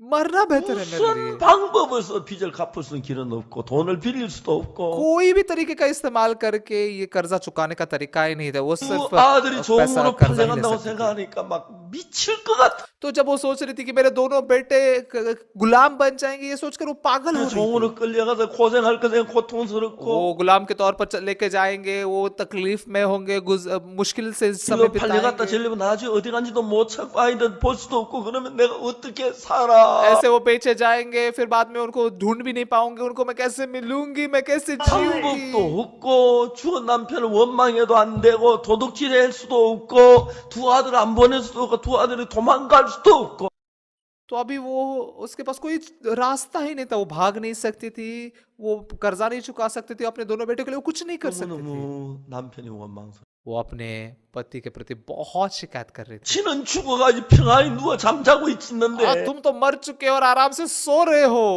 아들 데리고 날 보고 तो ये दो 어찌라고. बेटों का मैं क्या करूं अभी। 남편을 원망하고 요해도 아무 방법이 없어. तो भले वो अपने पति के खिलाफ शिकायत करते थे, लेकिन उसके पास कोई तरीका ही नहीं था, कोई चारा नहीं था, 방법이 없는 거야. कोई भी तरीका नहीं था उसके पास। 밤에 울기도 하고 रात को वो रोती भी थी, 또 남편 원망도 해보고 अपने पति के खिलाफ शिकायत भी करती थी। 아이들 앞에서 울 수가 없잖아요. बच्चों के सामने वो रो नहीं सकती ना, 너무 슬퍼. वो बहुत ही उदास थी। 내 두 아들이 종으로 팔려가면 मेरे दो बेटे अगर गुलाम 내가 बन 혼자 जाएंगे 어떻게 तो मैं 살아? अकेले कैसे जीऊंगी, 어떻게 मैं 살아? अकेले कैसे जीऊंगी। 하나님 너무 심하시지. परमेश्वर आप ये बहुत ज्यादा कर रहे हो। 그다 하나님 생각이 났어요. तब अचानक से उसे परमेश्वर की याद आई। 그래. हाँ, सही है, 그 사람들은 하나님만 믿더라. वो लोग परमेश्वर पर विश्वास करते हैं। 그 사람이 기도하면 응답한다. और मैंने सुना कि वो प्रार्थना अगर वो करते तो उसका जवाब मिलता है परमेश्वर से, लेकिन मेरे लिए तो ये कुछ काम नहीं कर सका। 그렇지만 लेकिन 자기 방법이 없으니 लेकिन फिर भी उसके पास कोई दूसरा तरीका था ही नहीं। 이 여자가 선지자 엘리사를 찾아갔어. ये स्त्री जो थी भविष्यवक्ता एलिशा को ढूंढती उसके पास गई, 선지자 엘리사를 찾아갔어. और वो भविष्यवक्ता एलिशा के पास गई। 엘리사가 쭉 이야기를 들었어. एलिशा ने उसकी सारी बातें सुनी। 엘리사가 기뻐했어요. एलिशा बहुत खुश हुआ, 부인 참 잘 왔어요. आप यहाँ पर आए हैं, बहुत अच्छा हुआ यहाँ पर आए हैं। 이제 이 부인은 자기 방법이 없으니까 अभी इस औरत के पास में कोई उसका तरीका है ही नहीं, 하나님을 찾아온 겁니다. इसलिए वो परमेश्वर को ढूंढते हुए आई। 이야기를 했습니다. तो उसने कहा, 그 부인에게 집에 무엇이 있는지 내게 이야기하라. आपके घर में क्या है मुझे बताओ। 여자가 이야기했어요. 저희 집엔 한 병 기름 외에는 아무것도 없어요. तो ये स्त्री ने कहा कि मेरे घर में बस एक छोटी सी हांडी भर के तेल ही है। 선지자 엘리사가 이야기합니다. तो भविष्यवक्ता एलिशा ने कहा, 너는 가서 네 두 아들과 함께 동네 다니며 빈 그릇을 빌려. तो फिर तुम अपने बेटों को लेकर जाओ और पूरे इलाके में घूमकर पड़ोसियों से खाली बर्तन मांग ले आना। 빌리지 말고 कम बर्तन मत लाना, ज्यादा लाना, बहुत ज्यादा, 큰 항아리 बड़े बड़े बर्तन, 많이 빌려. ये ऐसे सब बहुत मांग के लेकर आओ, 그 집에 갖다 놓고 और फिर घर पर जाकर रख दो, 닫고 और फिर घर का दरवाजा बंद करो, 기름을 거기다 부어. और वो जो तेल है उस बर्तन में उंडेलने लगो। 참 여기 재밌는 방식이 있는데 यहाँ पर एक ये बहुत एक मजेदार तरीका है ना, ये 기름은 한 병인데 तेल तो बस एक हांडी भर है, 그 한 병의 기름을 붓기 위해서 뭐 큰 항아리를 빌려. लेकिन उस एक छोटी सी हांडी तेल को उंडेलने के लिए बड़े बड़े बर्तन लेकर आ सके हैं। 말도 안 되는. बकवास है ना ये। 내가 저래서 하나님을 हाँ, इसलिए मैं परमेश्वर पर विश्वास नहीं करता। 기름하면 붓는데 बस एक हांडी तेल उंडेलना है, 부어하고 큰 항아리 빌릴 게 뭐가 있어? उंडेलने के बाद में एक हांडी के बाद अभी और क्या निकलेगा 한 उसमें 병 से। 붓는다고 한 병이 뭐 어디가 참 तो 그거지. अगर कितना भी मैं उंडेलूं उतना ही आएगा ना, उसमें से ज्यादा थोड़ी आने वाला है। 여자는 그랬습니다. ये स्त्री को ऐसा लगा, 놀라운 건 लेकिन अद्भुत बात क्या है, 이젠 마음이 달라. अभी उसका मन बदल गया था, 자기 방법이 다 없어졌어. उसका सारा तरीका अभी मिट चुका था। 이해가 안 가지만 भले वो समझ नहीं सकती थी, 난 하나님의 말씀을 따로 종의 말씀을 따라야겠다. उसने सोचा मैं परमेश्वर के वचन के पीछे, परमेश्वर के दास के वचन के पीछे मैं चलूंगी। हाँ 선지자 엘리사는 잘 알겠습니다. हाँ, ठीक है एलिशा जी, मैं समझ सकी। 그리고 그 여자는 자기 두 아들 집집마다 다니며 이야기. 아주 막 빈 항아리 있어요. 좀 빌려주세요. तो फिर वो औरत अपने दो बेटों को लेकर गई और घर घर जाकर पूछ लगी कि आपके पास में खाली बर्तन है। 뭐하게 तो बर्तन का क्या करना चाहती हो? 쌀을 담으려고 그래. 뭐 김치 담으려고 उसमें चावल रखने वाली हो, किमची रखने वाली हो? 그럴 일이 있어요. नहीं, मुझे जरूरत है उसकी। 가져가라. ठीक है ये ले लो। 전에 뭐 김치도 했던 것도 있고 कुछ ऐसे बर्तन होंगे जहाँ पर पहले किमची रखा हुआ था, 했던 것도 있고 या फिर 밀가루 एक चावल के लिए इस्तेमाल किया हुआ, या फिर आटे के लिए इस्तेमाल किया हुआ ऐसा बर्तन था। इससे पूरा भर भर के बर्तन वो लेके आए।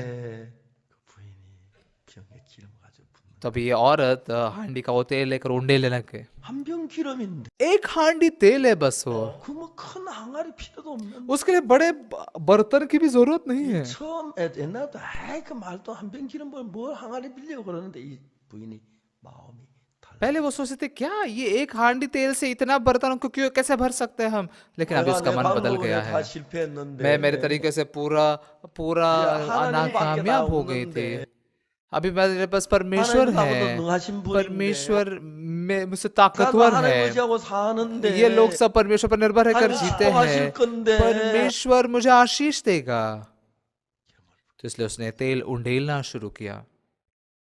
놀라운 거 अद्भुत बात क्या है, 기름의 항아리 밑에서 자꾸 차오르는 लगातार वो तेल बर्तन के नीचे से, हांडी के नीचे से आ रहा था। 깔리기도 뭐 적은 असल में 건데 ये इतना कम तेल था कि एक बर्तन के नीचे तक भी भरना चाहिए ऐसा।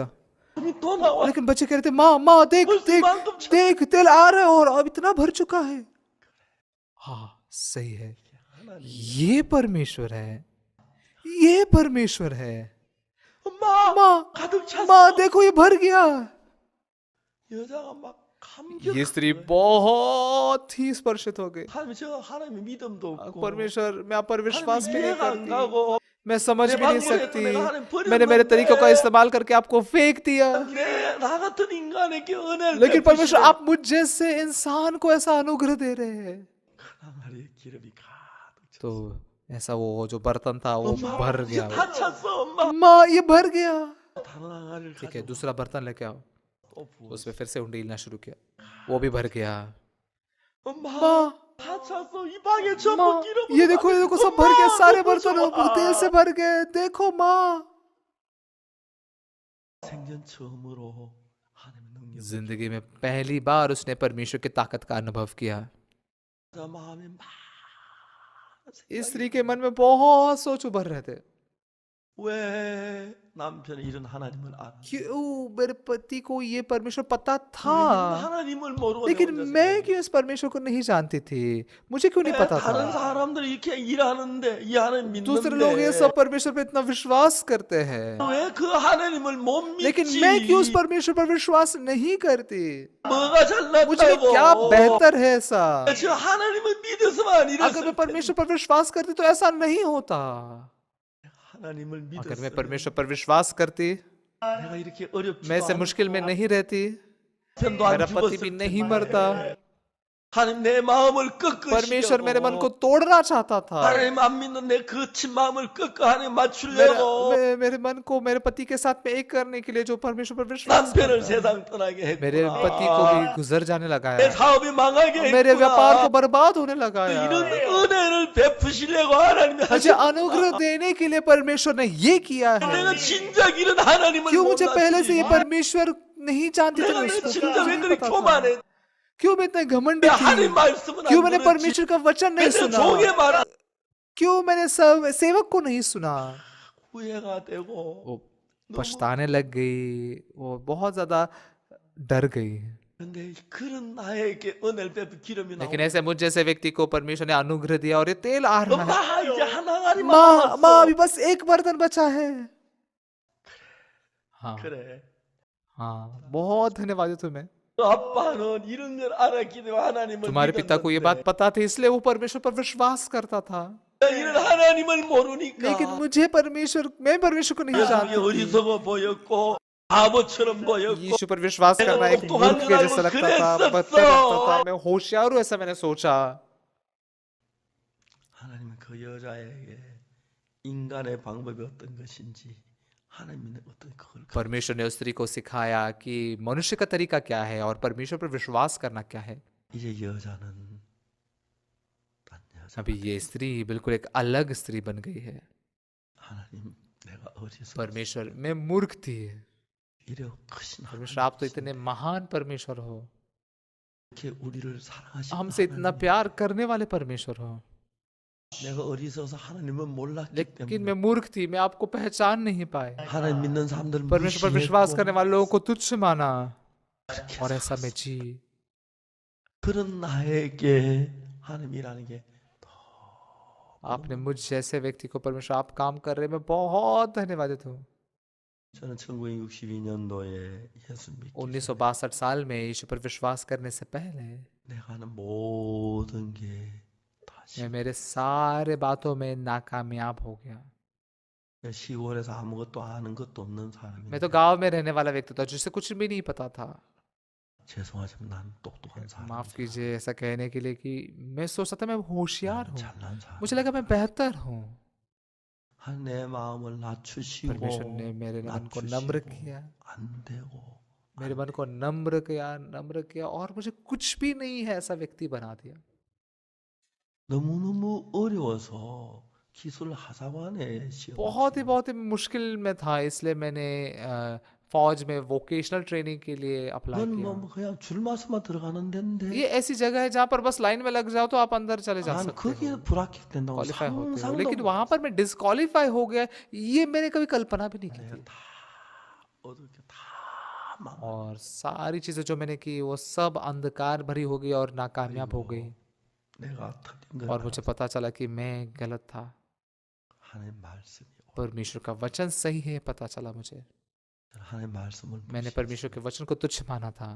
잘 열심히 살면 되지 क्या 뭐. मैं मेहनत से जीऊंगा उतना काफी है ना, 벌면 되지 뭐. मैं पैसे बहुत कमा सकता हूँ उतना काफी कमा है देजी। ना, मैं ये सब अच्छे से करूंगा, 그렇게 생각. ऐसा मैंने सोचा। 내 인생 전부 막. लेकिन परमेश्वर ने मेरे सारी पूरी जिंदगी को बर्बाद कर दिया। 선지자 생도야. और इस भविष्यवक्ता के चेलों की पत्नी के समान 여자가 생각합니다. 하나님 나를 이렇게 복을 주시려고. मैं अभी जब ये सब सोचता हूँ, परमेश्वर ऐसा मुझे आशीष देना चाहता था। 처음부터 내가 돌이켰던 남편 안 죽었어도 अगर मैं पहले से मन फिराती तो मेरे पति को नहीं मरना पड़ता, ऐसा सोचती होगी ना। 내가 남편을 죽게. हाँ, मैंने मेरे पति को मरने लगाया। 예, 하나님 이런 나에게 은혜를 베푸셔서 도우신 하나님이 너무너무 परमेश्वर ने मुझ जैसे ऐसे व्यक्ति को अनुग्रह दिया, मेरी मदद की, इसलिए बहुत धन्यवादित हो प्रभु। 이제 그때 그 여자가 자기 생각을 끊고 하나님 말씀 쪽으로 마음을 돌이키기 시작. तब से उस स्त्री ने अपना मन तोड़ दिया और परमेश्वर के प्रति अपना मन ला सकी। 예수님 말씀. यीशु ने कहा, 누구든지 나를 따르려면 जो कोई मेरे पीछे चलना चाहता है 자기를 वो अपने आप का इनकार करे, 자기를 믿지 अपने 마. आप पर विश्वास ना करे। 자기를 믿으면서 예수님을 믿을 수는 अपने आप पर विश्वास करके यीशु पर विश्वास नहीं कर सकते हैं, 예수님 방법하고 우리 방법이 क्योंकि 다르죠. यीशु का तरीका और हमारा तरीका बहुत ही अलग है। इसलिए 그래서 자기를 부인하는 그 상태까지 들어가기 तो इसलिए अपने आप का इनकार करने की उस दशा तक पहुंचने के लिए 위해서는 고통도 하고 괴로움도 하고 슬픔도 해요. दर्द, तकलीफ, पीड़ा का भी सामना करना पड़ता है। 저는 그때 내가 부인이 됐다고 तब 생각해요. सच में मैं सोचता हूँ क्या उस समय मैं अपने आप का इनकार कर सका, 내가 한가운데 실패하지 않는 게 아무것도 없기 때문에 क्योंकि मैंने जो कुछ भी किया सब सिर्फ असफल हो गया। 저는 그때 정확하게 하나 तब मुझे 깨달은 स्पष्ट रूप 거예요. से एक बात जो पता चली, 내가 내 생각을 따라가면 망한다는 걸 मुझे स्पष्ट रूप से पता चला कि अगर मैं मेरे सोच के पीछे जाऊंगा तो मैं बर्बाद हो जाऊंगा। 어느 날 하나님은 사울을 왕으로 एक दिन 선택했어요. परमेश्वर ने शाऊल को राजा के तौर पर चुना 어느 날 사울 보고 하나님 말씀. और शाऊल को परमेश्वर ने कहा, 아말렉을 तो 쳐서 अमालेकियों को जाकर मार और नाश कर, 남녀와 소아와 유아와 उनके स्त्री पुरुष या फिर छोटे बच्चे भी, 그리고 우양과 나귀와 약대. और उनकी भेड़ बकरियां, गधे, बैल, सब कुछ नाश कर। परमेश्वर ने ऐसा कहा।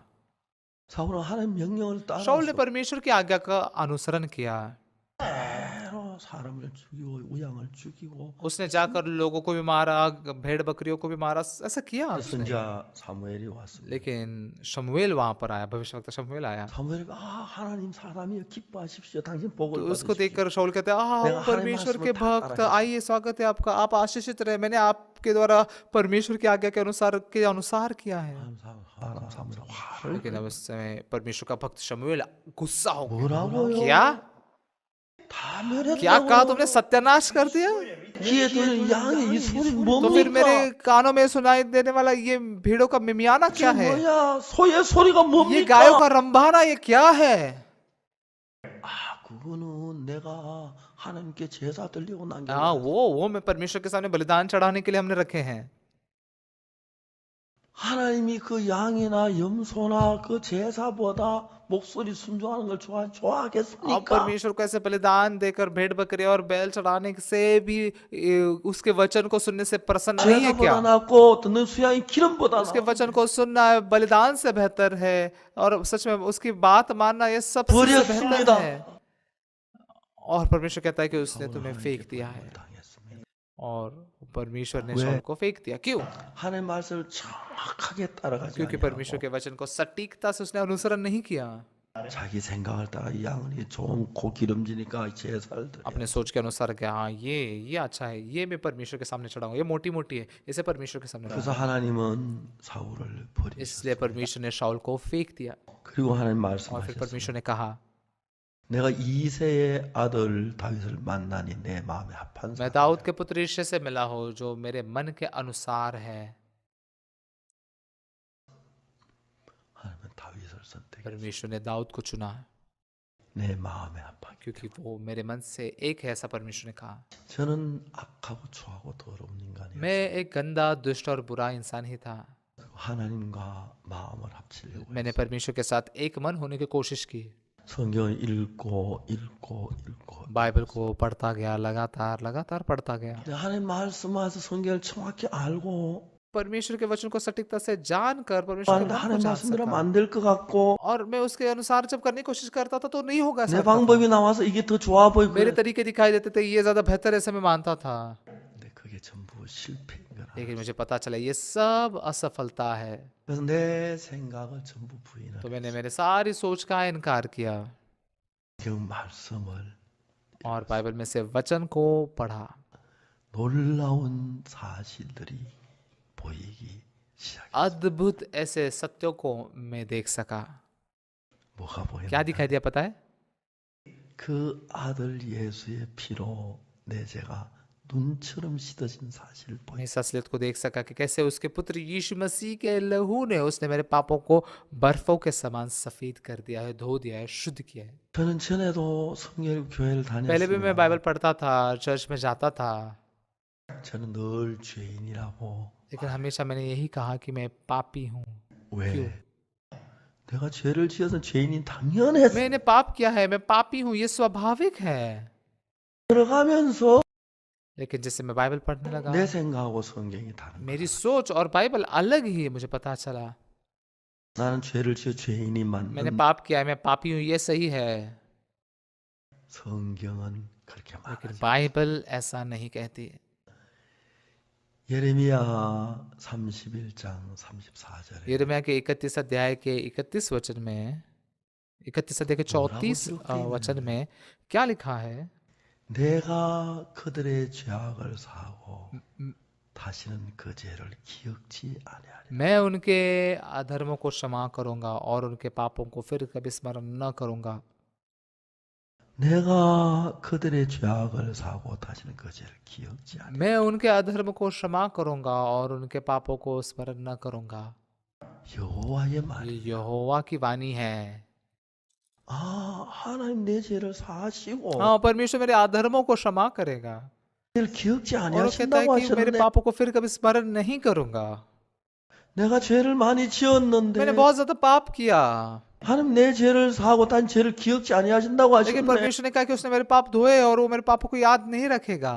여호와의 말이라고 और उसने कहा 하셨는데 यही यहोवा का शब्द है। 나는 죄를 मैंने 지었습니다. पाप किया, 많은 죄를 지었습니다. मैंने बहुत पाप किया। 성경은 말 बाइबल कहती है 내가 내가 그들의 죄악을 사고 다시는 그 죄를 기억지 않으리. मैंने उनके अधर्म को क्षमा किया है और उनके पापों को फिर कभी स्मरण नहीं करता। 여호와의 ये यहोवा की वाणी है। 하나님이 내 죄를 사하셨다고 말씀. परमेश्वर कहता है कि उसने मेरे पापों को धो दिया है। 내 죄를 다시 기억지도 않는다. उसने कहा कि वो मेरे पापों को फिर कभी स्मरण भी नहीं करेगा। 저는 늘 죄인이라고 मैंने हमेशा सोचा कि मैं पापी हूँ। 성경을 읽고 읽기 मैंने लगातार बाइबल पढ़ने लगा, लगातार पढ़ता था। 10번 읽고 20번 읽고 30번 10 बार पढ़ा, 20 बार पढ़ा, 30 बार पढ़ा। 제가 시간을 재보면 이 성경 한 번에 60시간이 걸려요. जब मैंने पूरा हिसाब लगाया तो पूरा बाइबल पढ़ने के लिए 60 घंटे लगते हैं। 하루에 10시간씩 성경을 읽으면 6일 만에 한 번에 읽을 수 अगर 있어요. दिन में 10 घंटे तक बाइबल पढ़ेंगे तो 6 दिन में पूरा बाइबल पढ़ सकते हैं। 정말 제가 어떤 일주일 동안 아무것도 안 하고 성경만 한 번 읽었어요. सच में कभी कभी ऐसा होता था कि एक हफ्ते भर में कुछ नहीं करता था, बस बाइबल ही पढ़ता था। 성경 10번 읽고 बाइबल को 10 बार पढ़ा, 20 बार पढ़ा, 30 बार पढ़ा, 40 बार पढ़ा। 그때마다 성경이 내게 다 वैसे हर समय में बाइबल मुझे एक अलग रीति से दिखाई देता था। 단순하게 생각하면 अगर हम बहुत एक सरल रीति से सोचते 내가 हैं, 죄를 지어 죄인이 당연한 것처럼 मैंने पाप किया है, मैं पापी हूँ, ये बहुत स्वाभाविक लगता है। 근데 성경은 하나님 लेकिन 말씀하시기를 बाइबल में परमेश्वर का वचन क्या कहता है? 내 죄가 사해졌다고 वो कहता है कि मेरे पाप धोए गए हैं। 의롭다고 और वो कहता है कि मैं पवित्र हूँ। 눈처럼 희게 씻었다고 सच में वो कहता है कि उसने हमारे पापों को धो दिया है बर्फ के समान। 기억지 않는다고 하십니다. और वो कहता है कि वो इसे स्मरण नहीं 분명히 करेगा। 내가 죄인인데 निश्चित ही मैं पापी हूँ, 내가 그들의 죄악을 사하고 다시는 그 죄를 기억지 않으리. लेकिन मैं उनके पापों को, अधर्मों को क्षमा करूंगा और उनके पापों को फिर कभी स्मरण न करूंगा। 너무 ये 놀라. बहुत ही अद्भुत बात है। 예, 하나님, हाँ परमेश्वर, 하나님을 믿습니다. सच में परमेश्वर आप पर हम विश्वास 하나님 विश्वास करते 말씀을 प्रभु। 믿겠습니다. प्रभु 그리고 प्रभु आपके वचन 내 पर मैं 죄를 विश्वास 사했던 करता 이 हूँ 말씀을 और इस वचन पर विश्वास करता हूँ कि आपने मेरे पापों को धो दिया है। 성경 여러 곳 하나님 우리를 보고 의롭다고 बाइबल में कई जगहों पर परमेश्वर ने हमें धर्मी कहा है। 의롭다는 건 죄가 없다. धर्मी का मतलब क्या है कि इसमें पाप नहीं है। 제가 한 번은 대구에서 집회를 했습니다. एक बार देगू में हमारा सेमिनार हो रहा था। 대구 매일 기자 선생님 찾아왔습니다. देगू मेल का एक पत्रकार मेरे पास आया।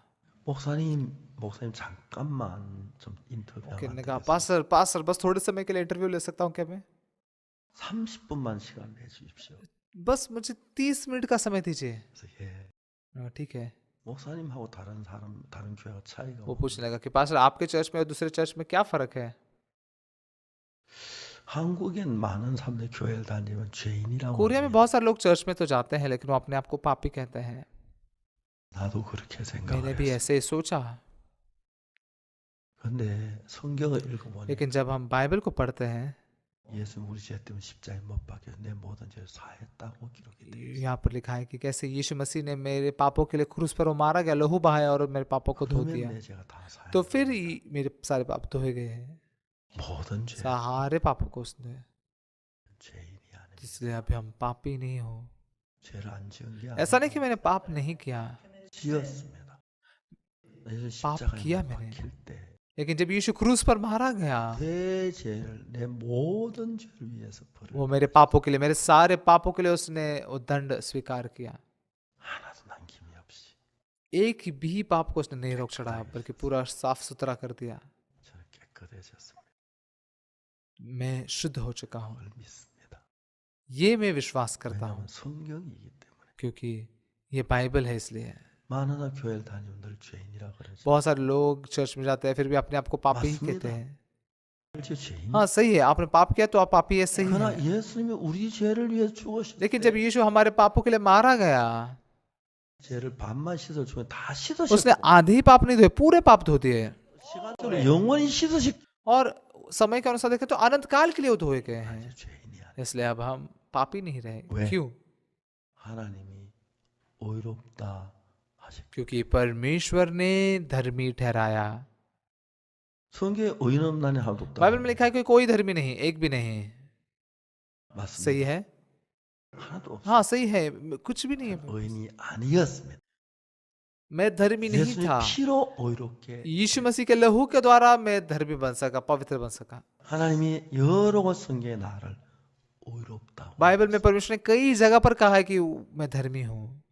생각하면서 그 말씀을 믿습니다. इसलिए मैं मेरी सोच पर नहीं बल्कि आपके वचन पर 하나님이 विश्वास करता हूँ। 의롭다면 अगर परमेश्वर कहता है कि तू धर्मी हो तो ये बात सही है कि मैं धर्मी हूँ। 하나님은 선지자 생도의 아내에 많은 자기 생각을 무너뜨리고 परमेश्वर ने भविष्यवक्ताओं के चेलों की पत्नी में से उसके बहुत सारे सोच को 하나님의 तोड़ दिया 말씀만 믿게 और केवल 하죠. परमेश्वर के वचन पर विश्वास करने दिया। 남편도 죽게 उसके 했고 पति को भी मरने दिया, 사업도 उसके 망하게 했고 व्यापार में भी वो बर्बाद हो गई 그 두 아들 종으로 팔려갈 수밖에 없게 और 했어요. उसके दोनों बेटे एक गुलाम के तौर पर बेचे जा ही सकते, ऐसे हो गए।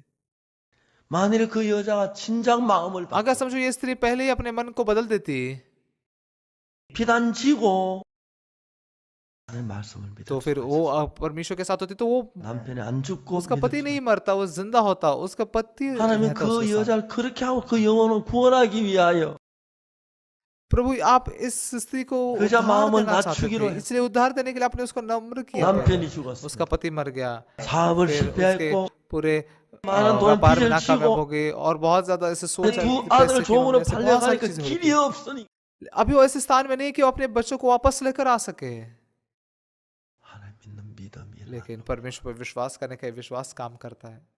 다른 그 밖에 길이 क्यों? 없기 때문에 क्योंकि स्वर्ग में जाने का दूसरा कोई मार्ग नहीं है। 그때 이 여자가 하나님 말씀만 उस 믿었을 समय 때 में जब परमेश्वर केवल सिर्फ परमेश्वर पर वचन पर विश्वास करता है, 기름병에 기적이 일어났고 हम परमेश्वर पर विश्वास करते तो ये तेल का 수많은 चमत्कार उत्पन्न 하나님의 होता है 역사가 일어난 것입니다. और तभी परमेश्वर के 많은 अद्भुत से बहुत सारे काम 사람들은 ऊपर 하나님 आते हैं। 믿는다고 말하지만 자기 생각을 믿고 बहुत सारे लोग परमेश्वर पर 하나님 विश्वास 말씀 करते ऐसे 자기 कहते हैं कि 마음에 अपने 맞는 सोच पर 걸 विश्वास 믿습니다. करते हैं और अपनी 그래서 자기가 죄를 지어 죄인이라고만 생각하라. वो पाप करते इसलिए अपने आप को पापी ही मानते 이게 हैं। 우리가 죄인이 हाँ ये सही है कि हम 맞습니다. पापी हैं, ये 죄인인 भी 것도 असलियत है कि हम पापी 사실이지만 हैं, 예수 우리 죄를 십자가에 못 박혀 लेकिन यीशु 죽은 मसीह 것도 हमारे 사실. पापों के लिए क्रूस पर मारा गया, ये भी असलियत है। 십자가에 못 박혀 죽으신 यीशु 이유는 को 단 क्रूस पर 하나. मारने का एक ही कारण है, 우리를 죄에서 건져내고 हमें 의롭고 पाप से छुड़ाने 거룩하게 के लिए, धर्मी बनाने के लिए, पवित्र बनने के लिए है।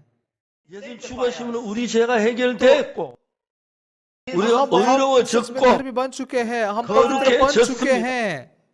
이제 우리가 예수를 अगर हम यीशु पर 믿는다면 विश्वास करते हैं तो हमने 죄인이라고 अपने आप 하면 को 안 पापी नहीं 됩니다. कहना चाहिए। मैंने 죄를 पाप किया, 죄값을 लेकिन मेरे पाप की कीमत 지불했습니다. चुका दी गई है, 그 피로 죄가 मेरे पाप 사해진 धोए 겁니다. गए हैं उस लहू से। 그 इस 사실을 असलियत पर हम विश्वास कर सकते हैं। 내 तो अपनी 생각을 सोच पर 믿지 विश्वास मत कीजिए। 않고 그때마다 성경 하나하나 उस समय से 찾아서 लेकर मैं बाइबल को में से एक करके ढूंढने लग गया 읽어가면서 성경 और बाइबल पढ़कर विश्वास करने लगा। 그 예수의 피는 우리 죄를 영원히 죽을 때까지 영원히 다 यीशु 씻어. के लहू ने मेरे पापों को मरने दम तक सब पूरी रीति से धो दिया है। 이게 하나님의 ये 말씀. परमेश्वर का वचन है, 난 이 하나님의 말씀을 तो मैंने इस परमेश्वर के वचन पर विश्वास किया। 그때부터 예수님과 내가 तब से 한 लेकर मैं 마음이 और यीशु एक मन हो गए। 종종 내 육신으로 और कभी 따라갈 कभी 때 मेरे शरीर 있었지만 के पीछे भी मैं गया, 예수님이 나를 인도하는 लेकिन 걸 मैं देख सकता कैसे यीशु नियंत्रित कर रहा चला रहा है। 내가 위장이 안 좋아할 때 난 이야기도 했고 मैंने मेरे पेट के अल्सर के बारे में बताया 1999년도에 और 1992 साल में 내가 심장이 나빠 거의 죽을 मेरा दिल 뻔했어. बहुत ही खराब अवस्था में था, मैं मरने ही वाला था, लेकिन परमेश्वर ने मुझे बचाया। 참 많은 사람 이런 말씀을 따라 어제 저녁처럼 하나님 말씀 믿었을 때 पिछले बार के समान जब बहुत सारे लोग इस बात पर विश्वास करते हैं 병이 낫는 तब 일들이 참 많아. चंगाई के काम भी पूरे होते हैं। 1987 1987 साल में 내가 위궤양 때문에 막 석 달 고생하다가 나왔고 तो मेरे पेट के अल्सर के बारे में बहुत सोचते सोचते हुए फिर सब हमने 3 में ही पूरा 저녁에 제가 चंगा हो गया और फिर आगे रिट्रीट था और पहले दिन मैंने ये गवाही दी 거의 참석한 사람 가운데 और जो वहां पर शामिल हुए थे 약 250명이 इ런저런 죄 250 लोग हैं, ये वो वे अलग अलग ऐसे बीमारियों से वो चंगे हो गए। 무엇이 너 기도하고 한 받은 줄 믿어라. जो 그럼 कुछ तुम 그대로 되리라. प्रार्थना करके मांगोगे वो तुम्हें मिल जाएगा, जैसे कि वैसे मिल जाएगा। 그러면 여러분도 तो इसलिए 병에서 आप भी 나을 수 있어요.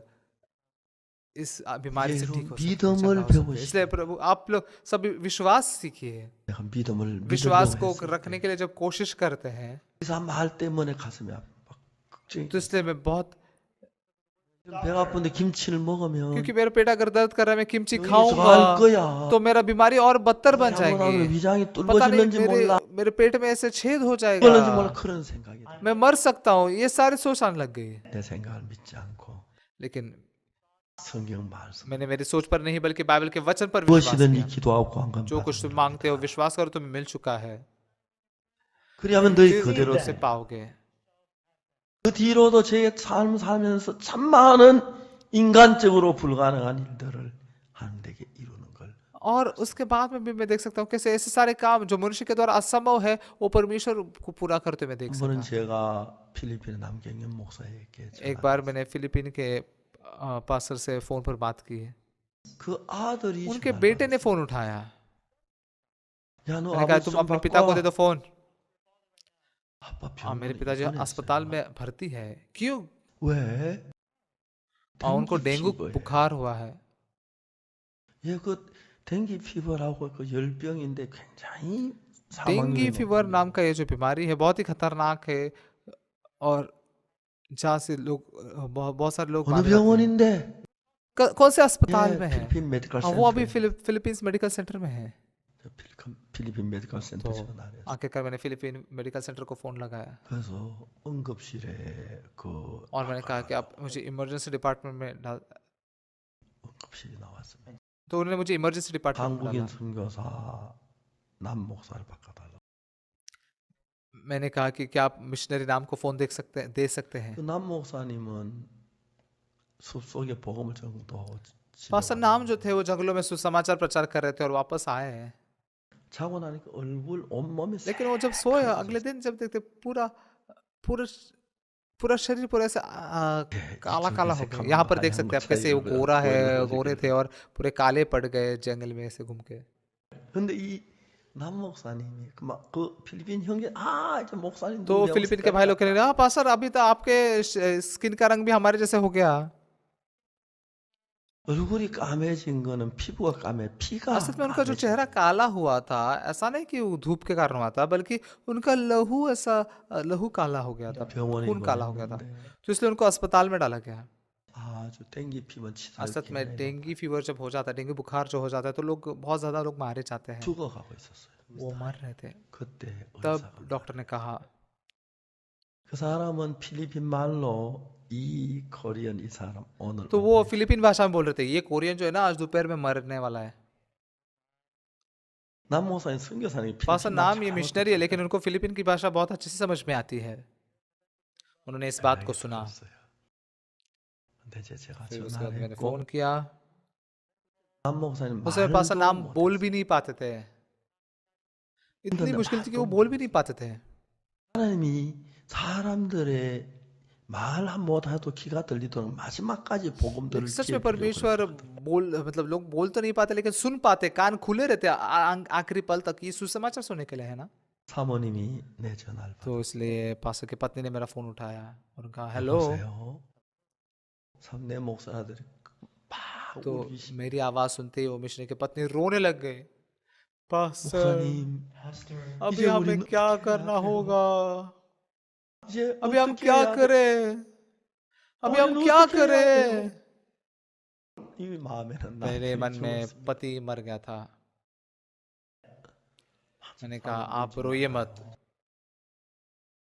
그래서 계속 울면서 막 소리 지르면서 우리 이제 तो 어떻게 लगातार 해야 रो 되나? रही थी, चिल्ला रही थी, तो मैंने अब मैं क्या करूं ऐसा बोल के चिल्ला रही थी। 사모님 울지 말아요. मैंने उनसे कहा कि आप रोना बंद करो, 남 목사 안 죽어요. पास्टर नाम नहीं मरेंगे। समझ में आया? ऐसा मैंने कहा 그러니까 하는 말이 और फिर उसने मुझसे पूछा ऐसा होगा क्या। 사모님 सामने में 그럴까요? क्या पूछ रहे 뭐예요? हैं कि सच में होगा क्या। 누가 남경현 목사를 किसने पास्टर नाम को फिलीपीन में भेजा है। 박옥수 목사가 और 보냈어요. रेवरेंड जेम्स पार्क ने भेजा है, 무슨 या 미션이 हमारे 보냈어요? मिशन की तरफ से भेजा गए हैं? नहीं, 아니에요. 하나님이 परमेश्वर 보내신 ने भेजा 거예요. है। 제가 필리핀 मुझे फिलीपींस के बारे में बहुत अच्छे से पता है। 남편이 할 일 아직 आपके 끝나지 पति का 않았어요. काम अभी खत्म नहीं हुआ है। 아직 필리핀에 전도할 일 अभी 너무 फिलीपीन में 많아요. प्रचार का काम बहुत ज्यादा बाकी है। 하늘 막히는 일 끝나기 전에 안 ये सब बातें खत्म 죽어요. हो जाएगा, वो नहीं मरेंगे। 안 죽어요, आपके पति 사모님. कभी नहीं मरेंगे। तो उन्होंने कहा, सच में पास्टर? 아니 그럴까요가 무슨 सच में 말이 का 안 मतलब क्या है? नहीं 죽어요. मरेंगे वो, बिल्कुल भी नहीं मरेंगे। आप मत घबराइए, विश्वास कीजिए। 사모님 마음. ओ पास्टर की पत्नी का मन बदल गया। 그냥 병만 보면 남편이 죽을 것 बस जब उनकी बीमारी को देख रही थी, उनको लगा मेरे पति मर जाएगा। 보는 게 아니라 लेकिन अभी सिर्फ वो बीमारी को नहीं, 힘을 बल्कि परमेश्वर को देखने लग गए। 우리 하나님이 남편을 복음을 아. 전하구나. उस परमेश्वर ने मेरे पति को भेजा है सुसमाचार प्रचार करने के लिए। 죽겠구나.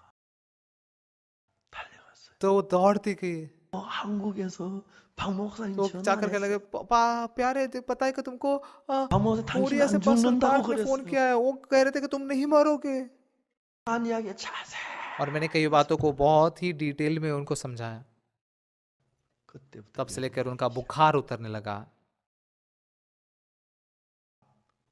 बुखार उतरने लगा।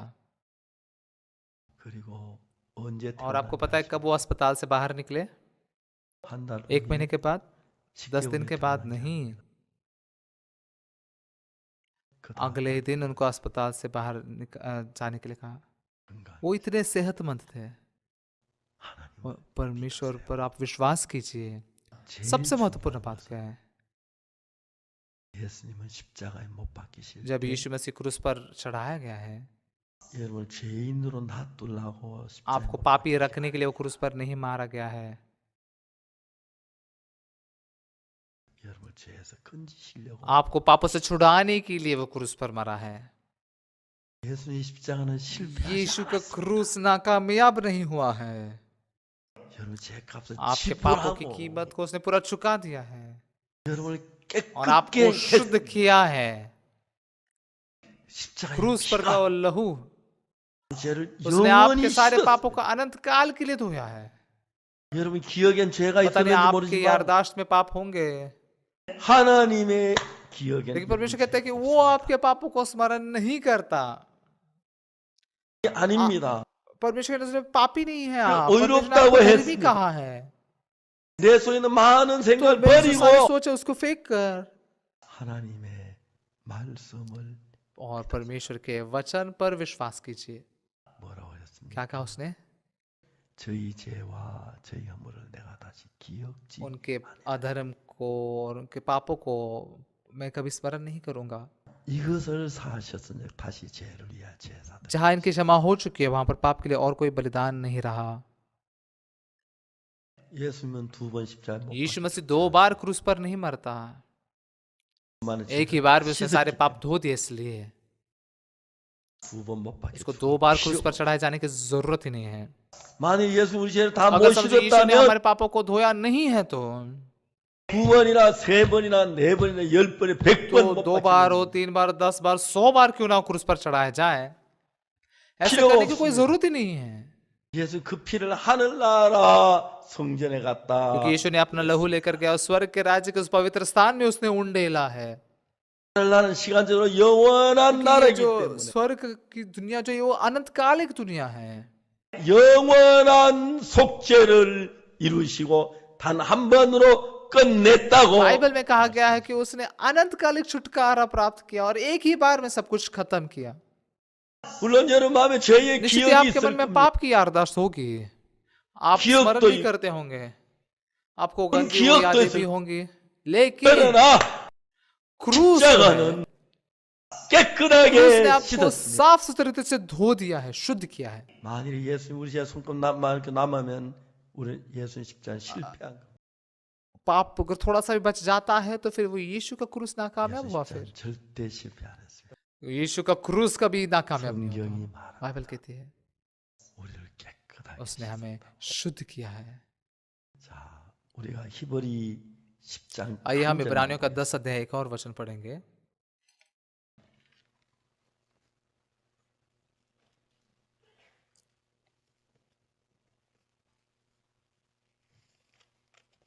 십자 इब्रानियों का 10 अध्याय 17 वचन। 저희 죄와 저희 불법 내가 다시 기억지 아니하리라. फिर वह कहता है कि उनके पापों को और उनके अधर्म के कामों को मैं फिर स्मरण न 하셨으니 करूंगा। 이것을 사하셨은즉 다시 죄를 위해 제사 드리고 और जब इनकी क्षमा हो गई है तो फिर पाप का बलिदान नहीं रहा।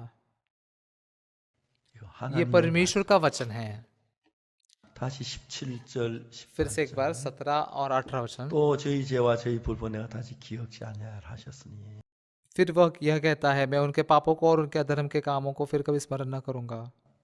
이것을 사하셨은즉 다시 죄를 위해 제사 और जब इनकी क्षमा हो गई है तो फिर पाप का बलिदान नहीं रहा। 성경 모든 죄를 사해 बाइबल में लिखा है कि हमारे सारे पाप धोए गए। 제사 드릴 필요가 이제 다 अब 끝났다. पाप के लिए अब और बलिदान नहीं रहा।